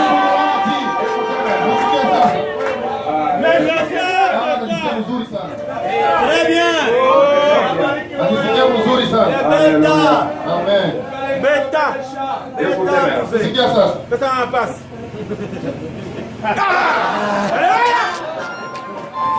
Instruction de Gabriel à Daniel.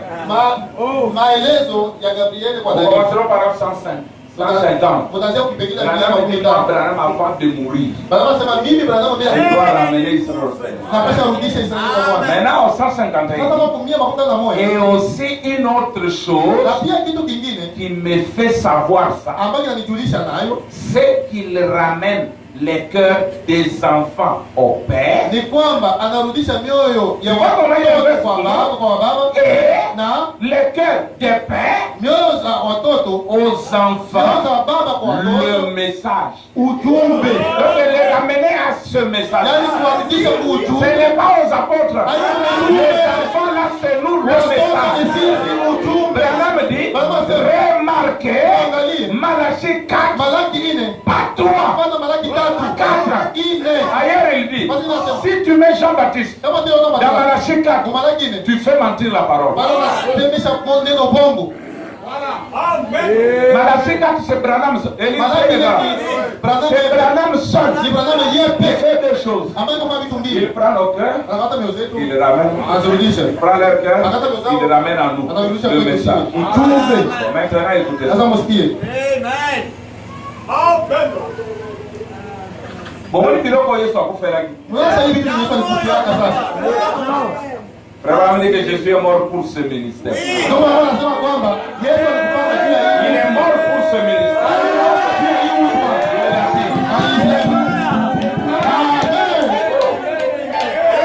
Voilà pourquoi Moja kwa nini Daniel Henry Wakati Danieli est allé dans la tombe de Jésus. alipoenda kaburi ya Yesu, Au lieu de penser à Jésus, le propriétaire de la tombe, kaburi lui pense à Branham. anawaza juu ya Branham. Il est dans la tombe. Iko mkaburi. Ah, frère Branham, Oh, ndugu Branham. il a beaucoup souffert. Frère Branham, Ndugu Branham. frère Ndugu Branham. Branham. Il est sorti. Akatoka ndani. Il est allé là où on avait piqué la croix. Akaenda pale kwa Yesu simamisha msalaba. Il a arraché deux morceaux de pierre. Akaongola pale vipande vya majiwe. Il est allé faire le bouton pour frère Branham. Akaenda fanyizia ndugu Branham hii mabuto. Sérieusement, Lakini kwa chaque kushangaza bouton, kila buto une ligne de sang. mshikali na Une ligne de sang. mstari na Et shuka. dit frère Branham, Asante ndugu Branham. sois en gauche. Kamata njoo hii. Pendant qu'il donne, Kwa nini unapanda? une prophétie tombe. Unabii natoka pale. Frère, Ndogo. il dit dans ce tabernacle, Asante mimi maskani.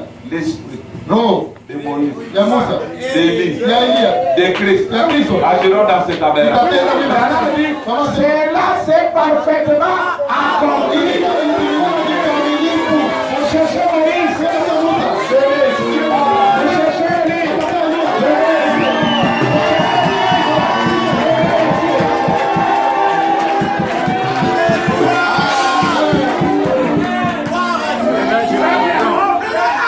je vous donne la citation en 62. Branham commence à chercher qui va ramener les cœurs des pères.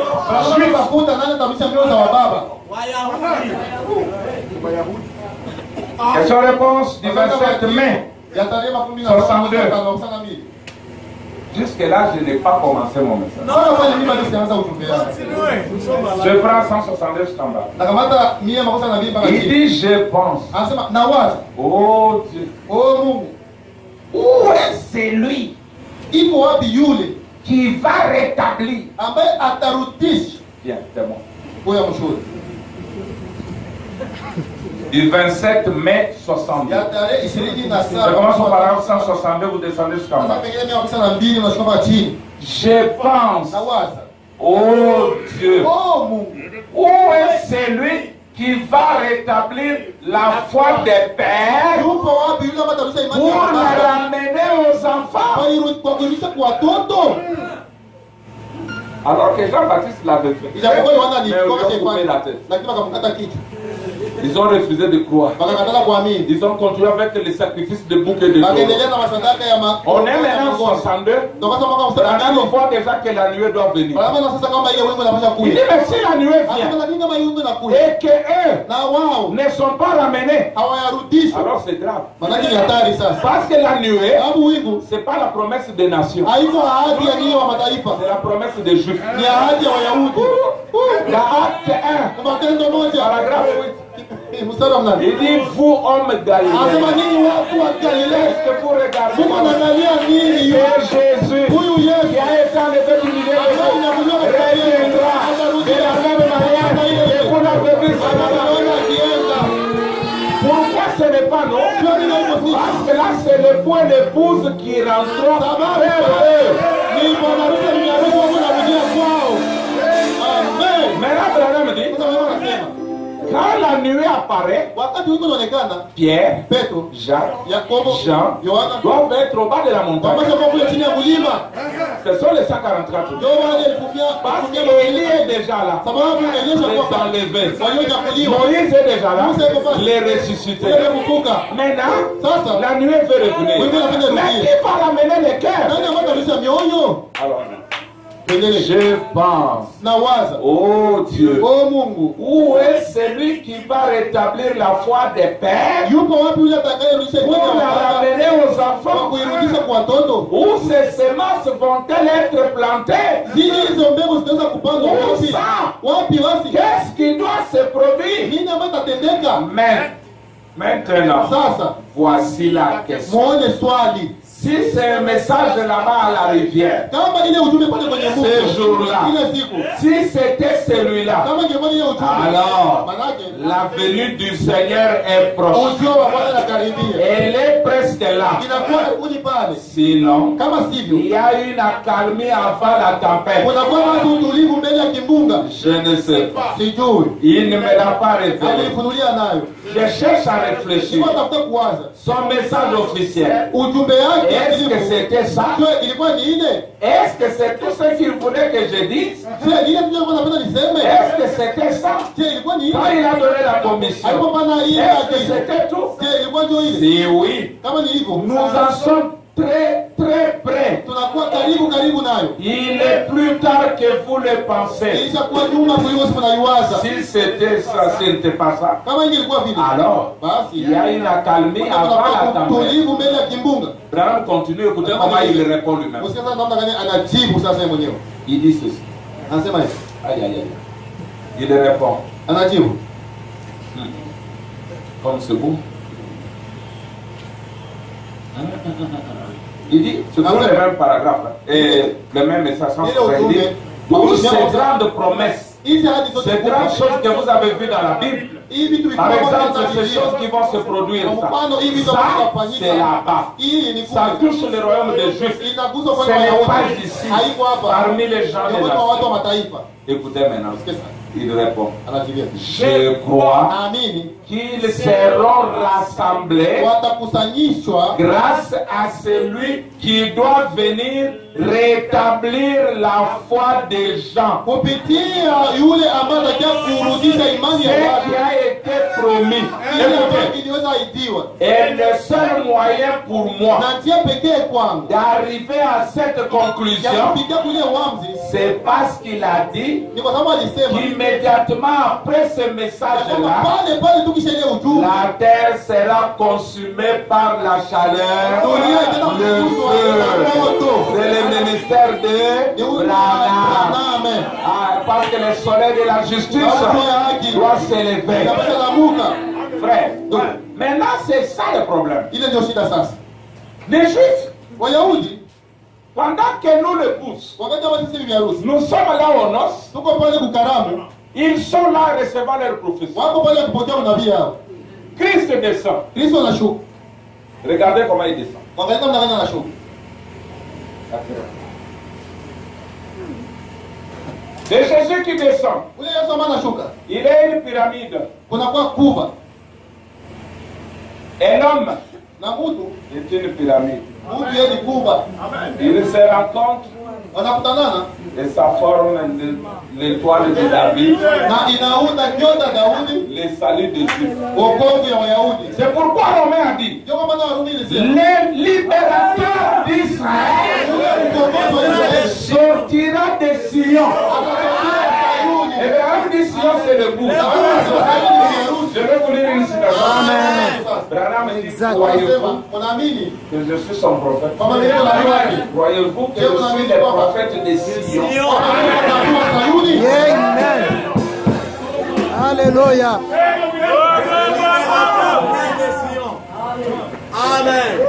Sion l'épouse. Sayuni ni bibi harusi.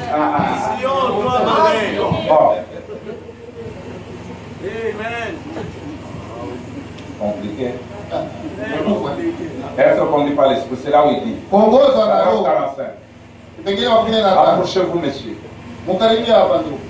Croyez-vous que je suis son prophète? Je, unaamini kwamba niko nabii wake? Le prophète de Sion. Nabii wa Sayuni. Sommes-nous des inconnus l'un pour l'autre? Je, hatujuani mmoja kwa mwingine? Votre visage m'est inconnu. Mimi sura yako Je sijui. ne vous ai jamais Si vu. akuonaka. À ce que je sache. Ukisi najua. Très bien. Ndugu, Si donc je suis son prophète, na ikiwa mimi niko nabii il wake, me révélera. atanifunulia. Les petits détails comme nous avons vu hier, Hiyo uchaguzi mdogo kwa siku tuliona jana. il faut les étudier. Inabidi kujifunza nazo.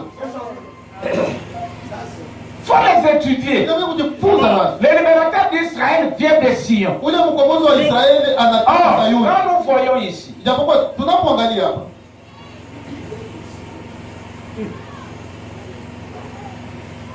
dans Apocalypse 21, ndani ya Ufunuo on a dit 21, de 19 ndani ya Biblia 19 à 22, mpaka makumi na C'est mbili le millénaire. ni milenia. Et quand nous arrivons au chapitre 21, Sasa tunapofika kusura ya 21 la ville descend. muji unashuka. On demande à Jean, Anamuuliza Yohana, viens, "Uya, je vais te montrer nitakuonesha l'épouse, bibi harusi." la femme de l'âme. Ule bibi harusi Il vient, anakuya, on lui montre la ville sainte. anamuonesha muji takatifu. Viens, je te montre la ville sainte. Anamuonesha muji takatifu. Il vient, Anakuya, on lui montre l'épouse. anamuonesha bibi harusi. C'est que la ville sainte, c'est l'épouse. Manake muji takatifu ni bibi harusi. C'est ça. Ndio Amen. Nitaenda Yerusalemu, Hallelujah. Amen.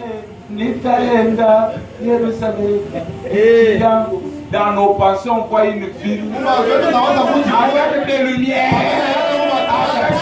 avec des avenirs.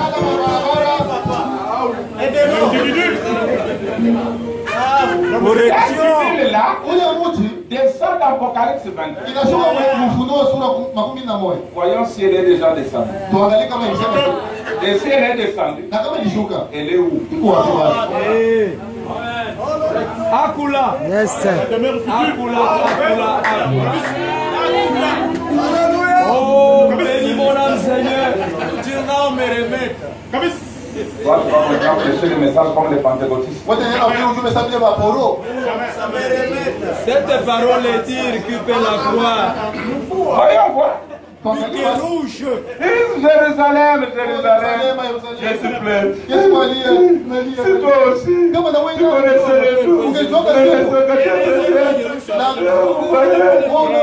Vous voyez, Unaona parce que tu sababu n'as pas reconnu au kutambua le temps où wakati tu as été. ambao ulitembelewa. Ça, c'est Jésus. Huyo ni Yesu. Et aujourd'hui, Na leo c'est la même chose. ni vile vile. Mes frères, Ndugu zangu, le message est bon. ujumbe ni mzuri. Écoutez ça. Msikie hii. Oh là là. Oh, grâce. Merci, Seigneur. Oh. Frère Branham dit, hein. Ndio anasema. Qu'est-ce qu'il dit? Je regarde la montre, Naangalia saa il est 14h juste. inakuwa saa Il 8 est 2 kamili. heures. Saa 2 karibu. Et quand la montre sonne 2 heures, Na wakati hii saa inagonga le saa piano qui jouait, hii anacheza. l'octave monte. Na sauti na panda. Frère Branham dit, vous voyez, Unaona? comment le Saint-Esprit Namna gani Roho Mtakatifu a pris la même chanson alikamata ule et l'a wimbo amené dans son octave élevée. akaipeleka mu namba ya yule. L'octave, c'est quoi? Octave ni nini? Do, ré, mi, fa, Ile wa sol, sauti la, do, mi, si, fa, sol, do. C'est la même note là. Ile note Do, ré, do. inakuwa yulu. Et puis il est descend pour l'éternité. Anasema mvuto ya pili na masaka. Hivyo sasa ya tatu. Do, do. La symphonie a Il changé. y a des maisons au ciel. Il n'y a pas de maison au ciel.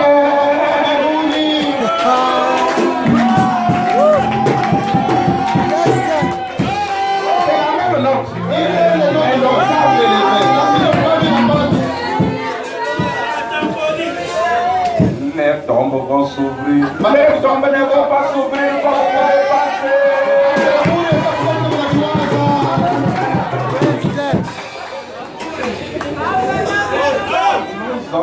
Nous allons monter là au ciel comme des oiseaux. Nous allons monter là au ciel. C'est une dimension.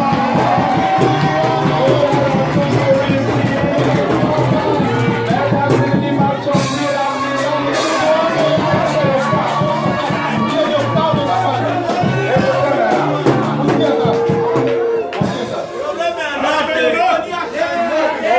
Madame, si tu n'étais pas venu. Écoutez ça. Msikie hii. Écoutez ça. Msikie hii. Nous ne voulons pas Sisi hatupendi que Cap parle. ya kwamba kati tu Et aseme. que parle. Et n'importe qui Au parle. Non. aseme hapana. Yes, sir. La voix de Dieu. C'est lui-même. Yeye Amen. Il va parler. ndio banapasha sema. Nous allons maintenant jouer la bande. Tunataka sasa sasa. Apocalypse 21 là. Je suis dans l'âge de l'église de Philadelphie. Niko mkizazi hapa ya kanisa la Frère, Philadelphia. si tu ne peux pas être aidé ce soir, tu ne seras plus jamais aidé. Kama utasaidiwa magharibi, utasaidiwa tena. Acha ile mafikiri ya mugini mwa itashuka mbinguni. Laissez-moi penser d'une certaine ville qui descendra du ciel. Je suis dans l'église d'Éphèse. Niko dans l'église ya Efeso. Paragraphe 278. Écrivez. Frère Abdi. Eh bien, Pema, l'épouse bibi harusi ou l'église, au kanisa c'est la nouvelle Jérusalem. ndio Yerusalemu.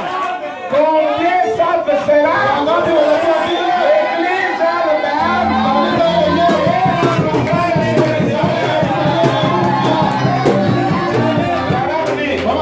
Vous croyez cela?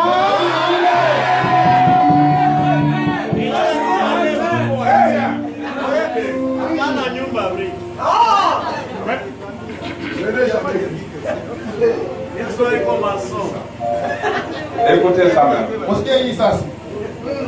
Maintenant où est-elle la nouvelle Jérusalem? Sasa ile Yerusalemu mpya sasa iko wapi? Cherchons là où elle est. Tuitafute kwenye inapatikana. Il ne faut pas regarder dans la Bible. Cherchons. Tutafute hayo. Jean, viens de te montrer la ville. Ah, Yohana nenda kuonyesha ile mji. Montre-moi. Oh, monsieur. Il lui montre. Anamuonesha Le coude. bibi harusi. Viens de te montrer le coude. Nenda kuonyesha bibi harusi. Montre-moi le coude. Anamuonesha On lui montre anamuonesha la cité. mji. Maintenant, Branham dit Sasa mama anasema l'épouse. bibi harusi C'est ça la nouvelle. ile ndio Yerusalemu mpya. Il est au Apocalypse chapitre Ambaye anatoka 21. Ufunuo Dans la 21. partie du millénium. Mwile sema milenia hapa. Maintenant, écoutez. Sasa usikie.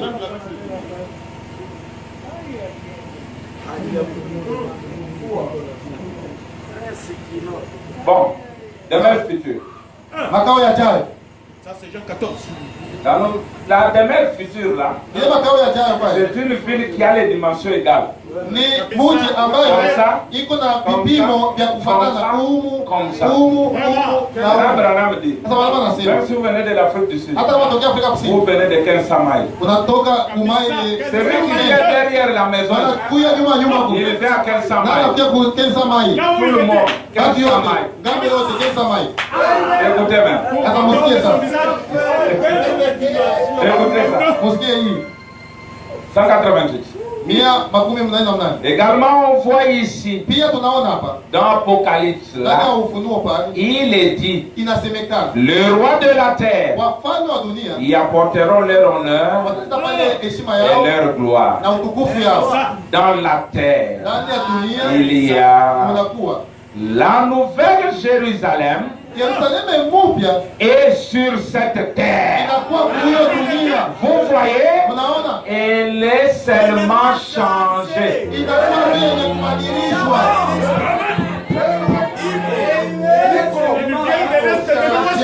Il dit Jean Anasema Yohana a vu la lumière aliona nuru venir comme une comète. ikikuja kama vile nyota. Il dit, et Jean Anasema d'Apocalypse Yohana Mfunuo a vu la ville aliona mji venir comme une comète. inakuwa kama vile nyota. Ça s'est posé sur l'individu. Et elle s'est, Branham dit, elle s'est Baba posée anasema où? ikasimamia wapi? Sur la terre rachetée. Ilikombolewa. Maintenant, Jésus dit, Sasa anasema quand il a vu la colonne de feu descendre sur Jésus, les paroles ont dit ceci. wakati aliona nguzo ya Mungu shuka kwenye Yesu, neno lisema hivi. Écoutez-le. Il n'a pas dit ça. Akusema vile.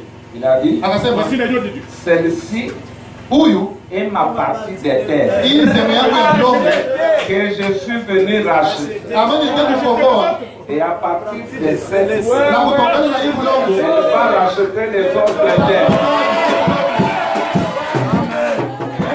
dit, Sasa Bwana la anasema nouvelle Jérusalem Yerusalemu est mpya venue s'installer où? ilikuwa kuikala wapi? Sur la terre. Ulongo umekombolewa. C'est comme ça qu'Israël Ndio hivyo ndivyo a Israeli commencé à racheter sa terre. ikaanza kukomboa tena mlongo Après yake. avoir perdu toute la terre, Kisha kupoteza mlongo wake yote. ils ont d'abord racheté Tel Aviv. Wakaanza kwanza kukomboa Tel Aviv. Tel Aviv Tel Aviv signifie la terre du printemps. inamaanisha La terre d'Abril. bulongo ya kukimbilia. Et Dieu aussi Na Mungu naye a eu une terre alipata bulongo du printemps, ya d'avril. Quand il vient, il s'installe d'abord à Tel Aviv. À partir de Tel Aviv, il rachète Jéricho, il rachète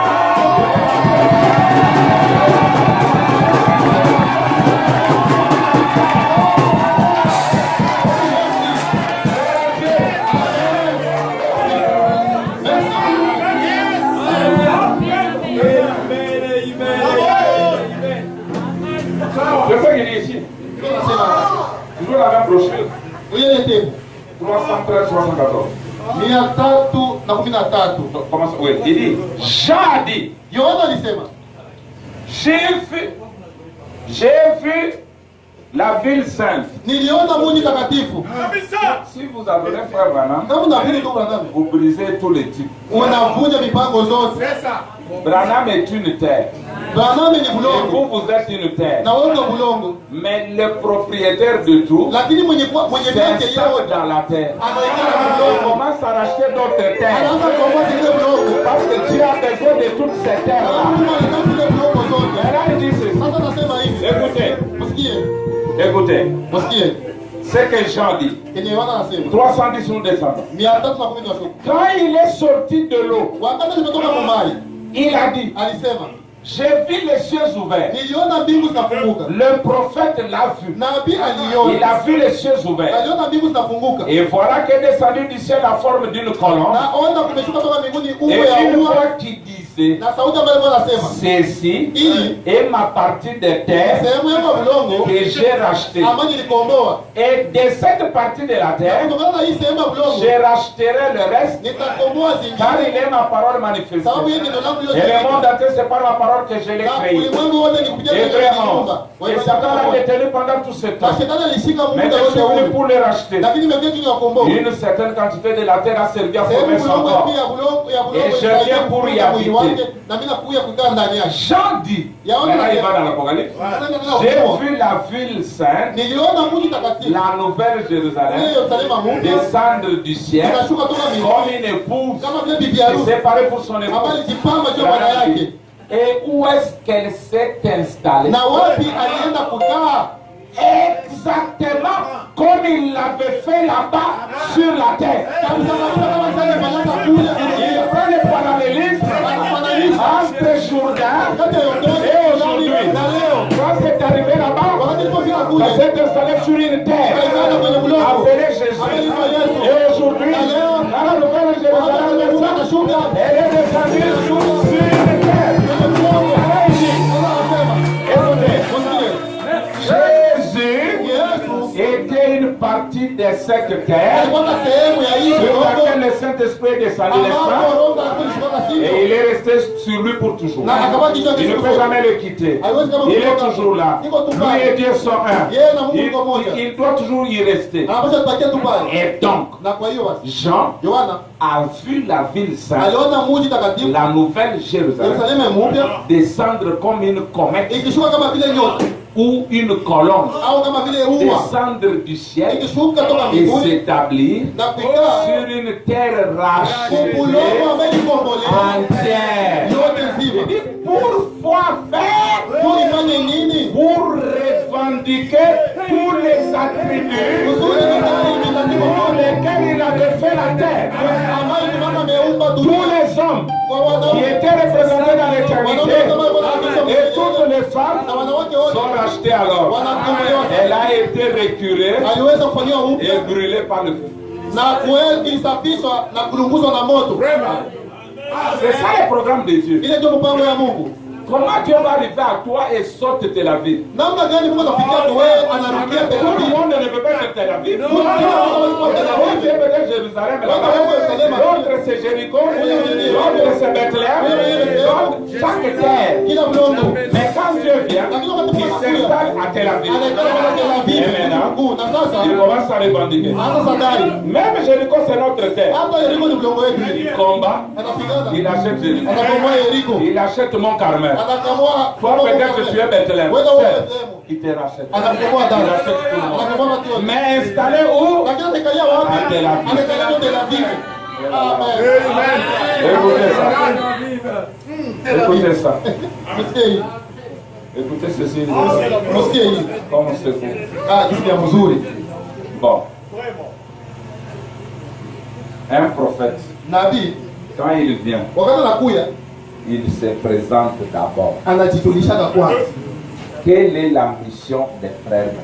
Kazi ya ndugu Branham ni gani? Frère Branham, dis-nous ce que toi tu es venu faire. Ndugu Branham, utuambie kenye wewe Branham unafanya. Mais si Branham est parti, n'a pas accompli cette mission, rentrer dans le monde. Kama Branham alienda kutimiza hii kazi, burudieni mudunia.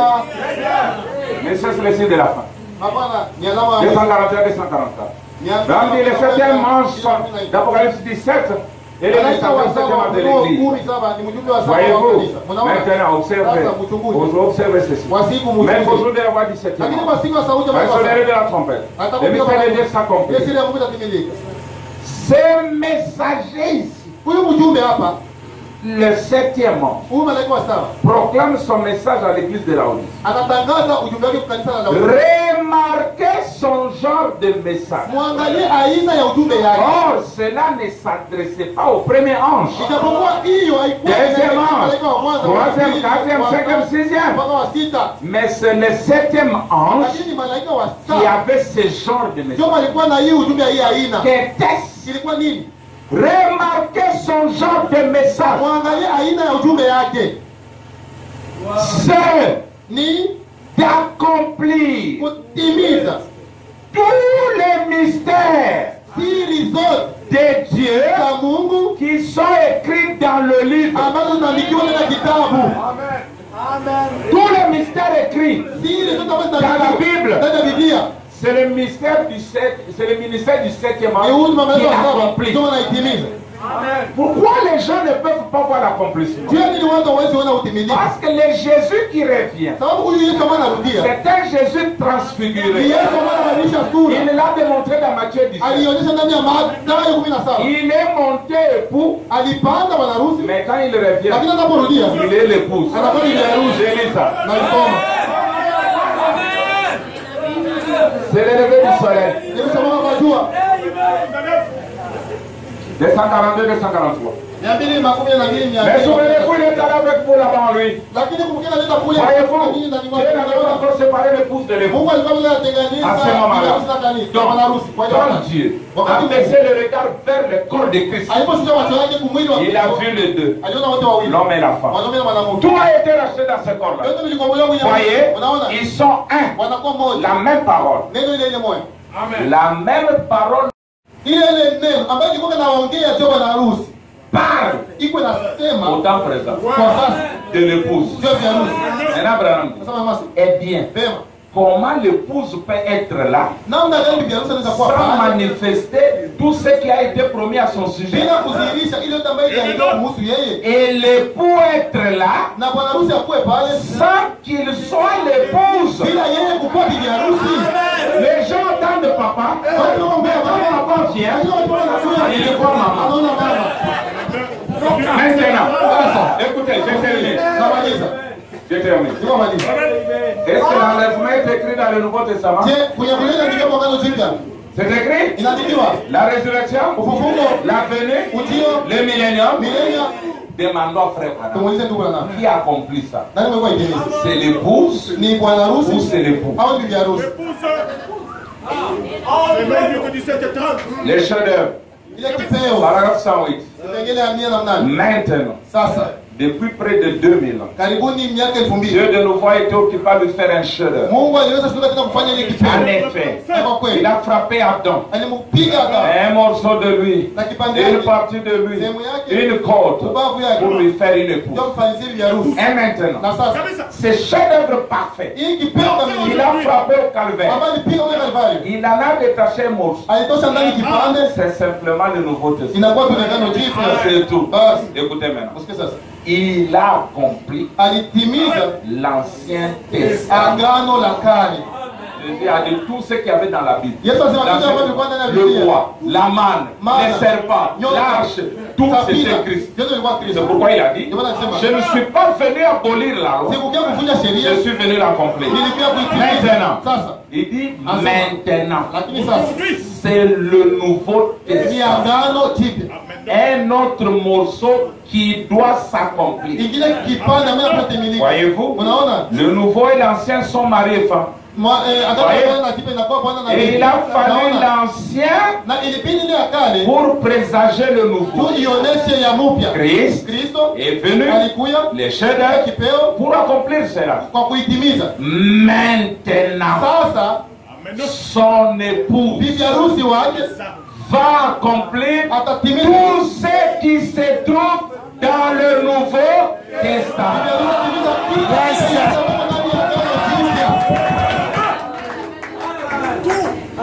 Tout.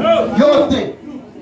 Voilà pourquoi les gens ne comprennent pas les promesses. Ndio maana kwa Et Jésus de nouveau pleure. Oh, épouse.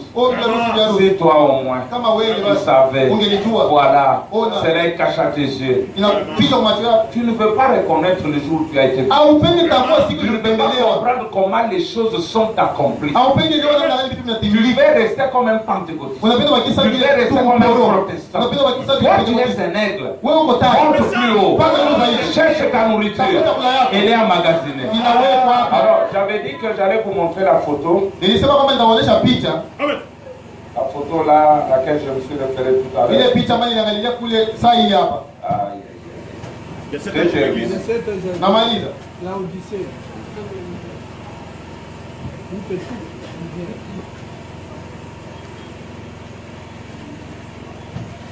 Avez-vous déjà vu? Voilà. Je mlishawahi ona?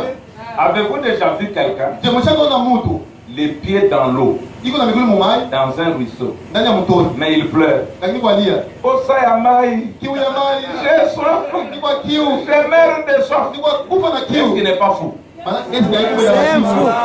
C'est ce que Exact. vous voulez faire. Ndio Mungu apenda fanya mwenye. Vos pieds sont dans l'eau. Miguu yetu Le ni mumai. message complet. Ujumbe Amen. yenye inaendea. Vous voulez copier le pentecôtiste? Lakini unapenda kwenda kukopia ba Ici, Pentecoste. photo. Où est la septième? Picha sita ya saba On iko ne wapi? pouvait pas la prendre. Hapo tunakamata Parce picha que saba. tout était noir. Na huyo yote ilikuwa mweusi. Je n'ai pas prêché mon message aujourd'hui. Que le Seigneur vous bénisse.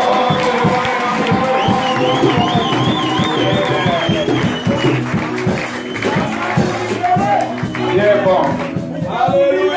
Mungu ni mwema. Amen. Dieu bénisse, Dieu bénisse. Merci Seigneur Jésus pour ce ministère. Amen, amen, amen. God bless you. Hallelujah.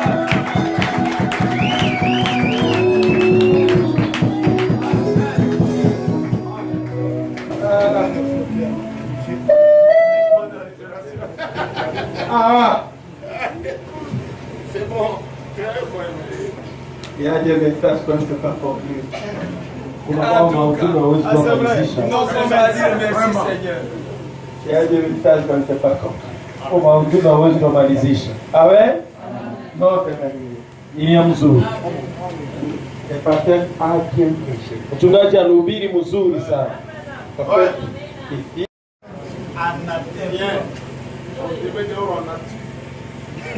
tout ce que nous voulons, c'est que Branham a dit. Keshi tunapenda ni Branham alisema.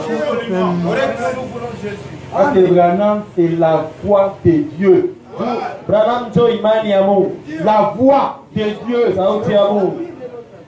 Donc quand vous entendez la voix là, Sauti asikia ce ile. n'est pas la voix d'un homme, c'est la voix de Dieu. Ile sauti haiko ya mwanadamu ya Mungu. Prenez ça, que ça vous pêche. Kamata ile kuhubiri. Ça c'est la Bible. Prenez votre livre là. Kamata ile Biblia yako Que pale. vous prêche. Ikuhubiri. Pendela que vous parle. Kamata wewe kuwa mzungumzie. Mais moi, café, Lakini mimi je ne kape. peux pas parler. Ici, moi, ici, je ne peux pas parler. Anaweza sema. Bah, je ne peux pas parler. Anaweza kuwa sema. Et là, tu vas là-bas. Je ne peux pas parler. Moi, c'est leurs paroles sont fausses. Tu maneno yao yote ni ya uongo. Banda n'a pas d'enseignement. Basa N'a pas d'enseignement. La grâce. N'a pas d'enseignement. Na neema ana mafundisho. L'enseignement aujourd'hui, c'est ce que William Marion Branham a dit.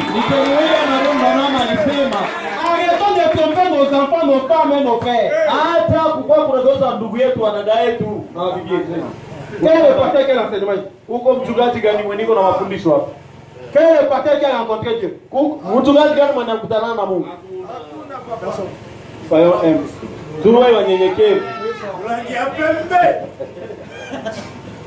Vous savez, hein, Unajua, nous les parents, si wazazi, si tu envoies ton enfant, tu lui dis, va m'acheter là-bas une samedi. kama unatuma mtoto wako uende nuzia sambi shukuru. Et que l'enfant là va là-bas, Na ule mtoto anaenda kule. on les tape. Wanamupiga. Si tu es un bon parent, Kama uko mzazi mzuri, tu vas suivre l'homme qui a tapé ton enfant. utapata ule mtu unapiga ule mtoto wako. Parce que c'est toi qui l'as envoyé. Juni wenjo ni mtume. Mais que ton enfant Lakini mtoto fasse wako les mêmes chemins. afanye tu ile Il arrive là-bas, anafika il kule. rentre en pleurant. Anarudi yuko na On nini? m'a dit, Waniambia. on m'a tapé. Bali nipiga. Si tu es un bon Kama parent, uko mzazi tu regardes ton utaambia enfant. mtoto wako. Qu'est-ce que tu parti faire là-bas? Nini ulienda faa Tu kule? n'écoutes jamais. Hausikia yake. Ça veut dire reste ici. Nilikwambia C'est wasia. ton problème. Ni shida yako. Qui t'a envoyé? Mais Dieu, Lakini Mungu. quand il envoie un homme, Sana tuma Mungu. Dieu accompagne l'homme. S'il va avec l'homme, Anaenda et il est dans l'homme. na iko ndani ya mtu. Donc faites attention. Fanya Quand angalia. un homme envoyé de Dieu parle, c'est tout le ciel. Ni mbingu yote. Tout le ciel. Mbingu yote. Quand tu as été élu quand? Wewe uliteuliwa wakati gani? Dans la main de Dieu, il n'y a que 7 étoiles. Mkono wa Mungu mko tu nyota saba. Bon, montre-moi ton étoile là. Wewe nionyeshe basi nyota yako wewe mkono wa Mungu.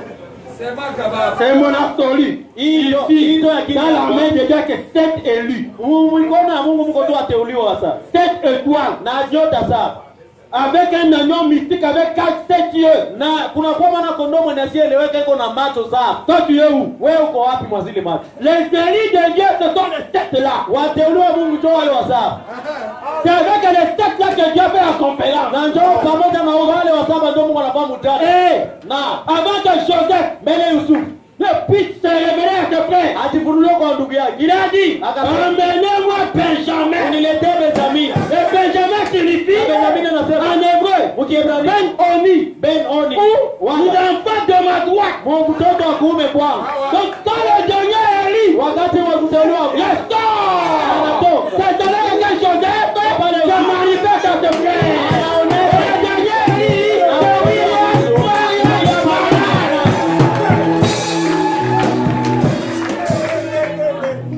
Branham. C'est lui, ni yeye le dernier, wa mwisho qui a quitté la auditoire. toka ndani ya Laodikia. Dis-moi, tu as Biguri. Il faut laisser votre orgueil.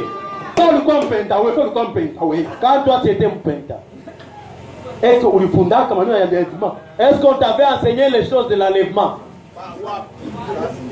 Quand tu étais catholique, tu as Kwa apporté ça. mkato wala On mproroko. t'avait enseigné l'âge de fête. Balikufundishaka kizazi cha Efeso.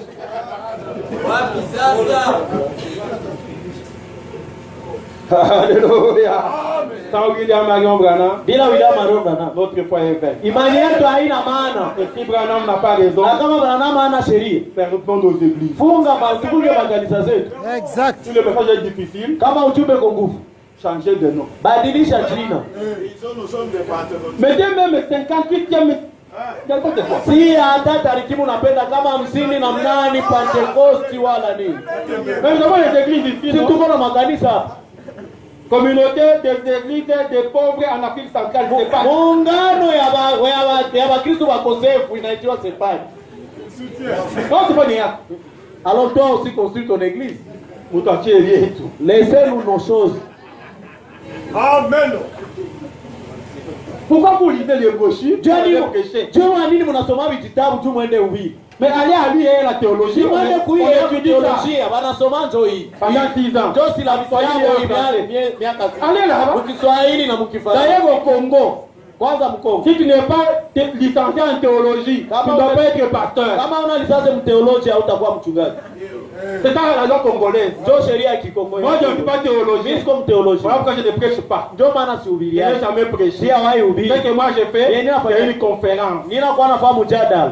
Et dans la Na conférence, ndani ya mjadala je vous dis, ninawaambia Dieu Mungu a parlé à son père. alizungumzia taifa. Quand Dieu a parlé, Kama Mungu il a alizungumza envoyé Branham. akatuma Branham. Branham a dit. Branham alisema. Branham a dit. Branham akasema. Branham a dit. Branham anasema.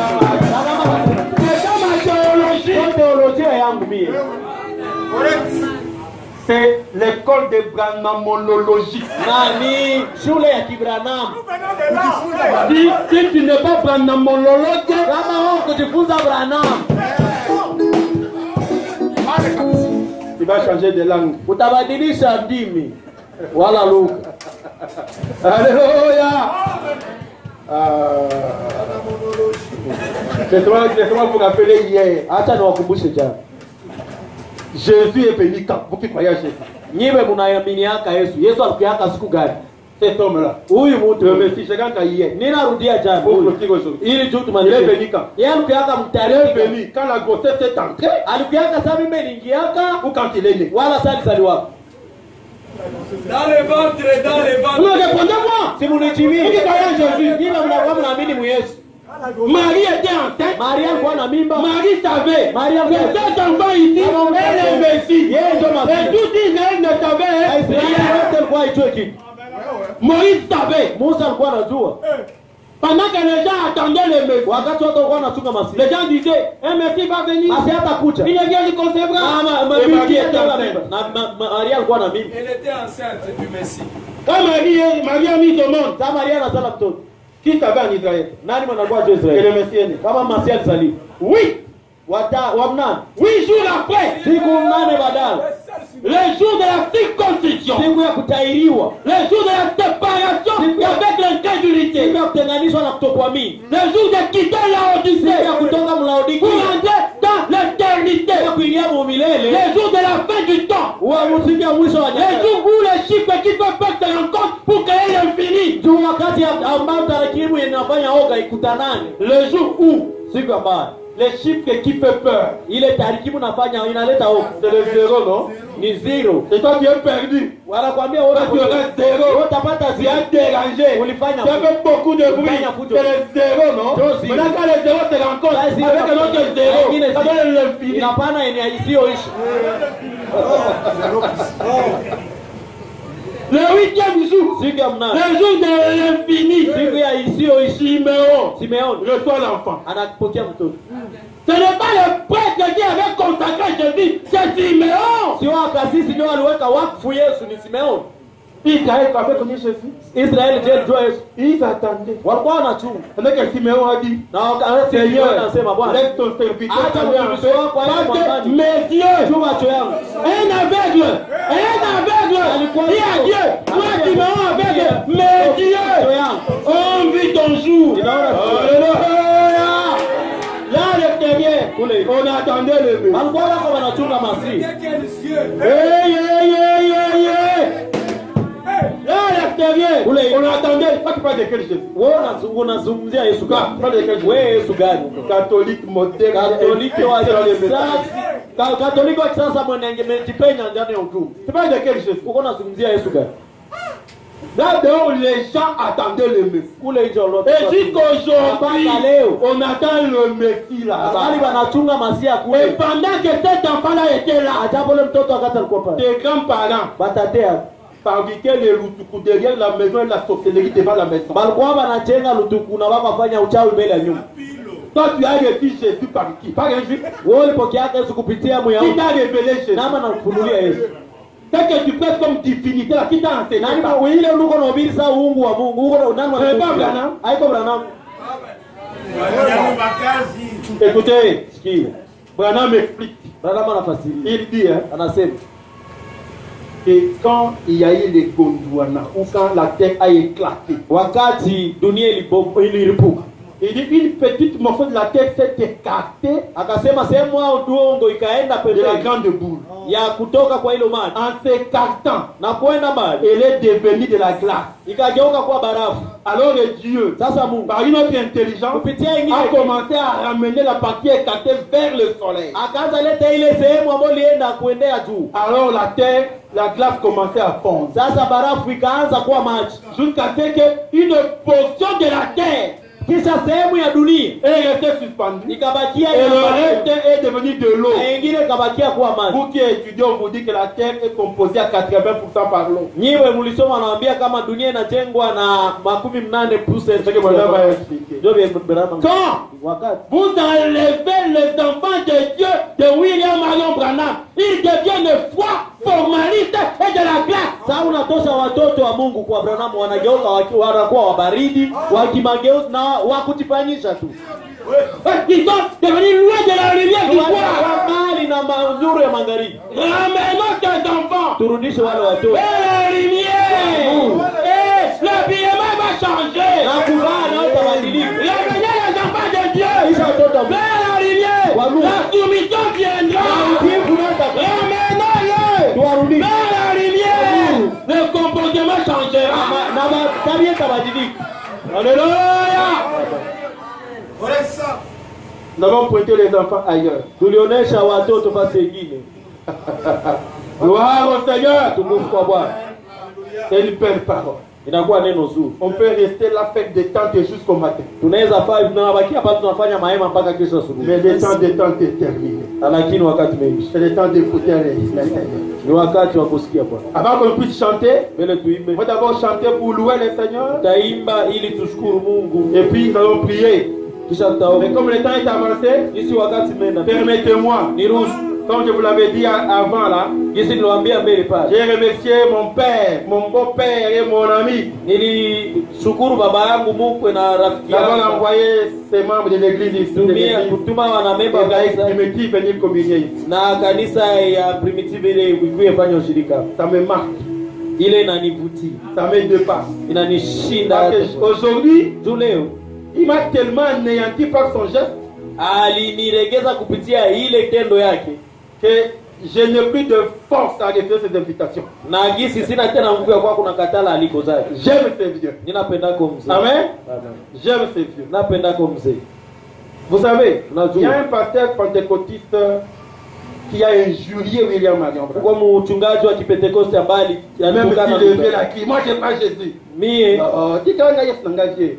acha Je Yesu dois vous saluer avant que vous chantez. atakuya wasalimia mbele. Il y a un pasteur, c'est un ami aussi, ce pasteur. Huko mchungaji naye ni rafiki yangu. Pasteur Mangali. Mchungaji Il est manga. à 5e salle.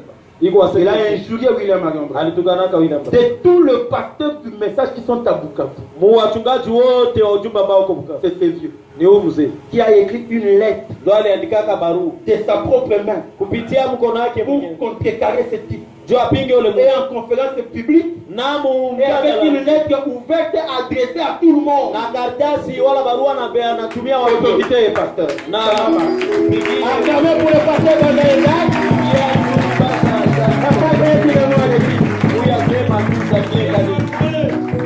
Je suis content. Oui, il a pris. alitamani Il va saluer l'église. atasamia Et puis nous allons chanter. taifa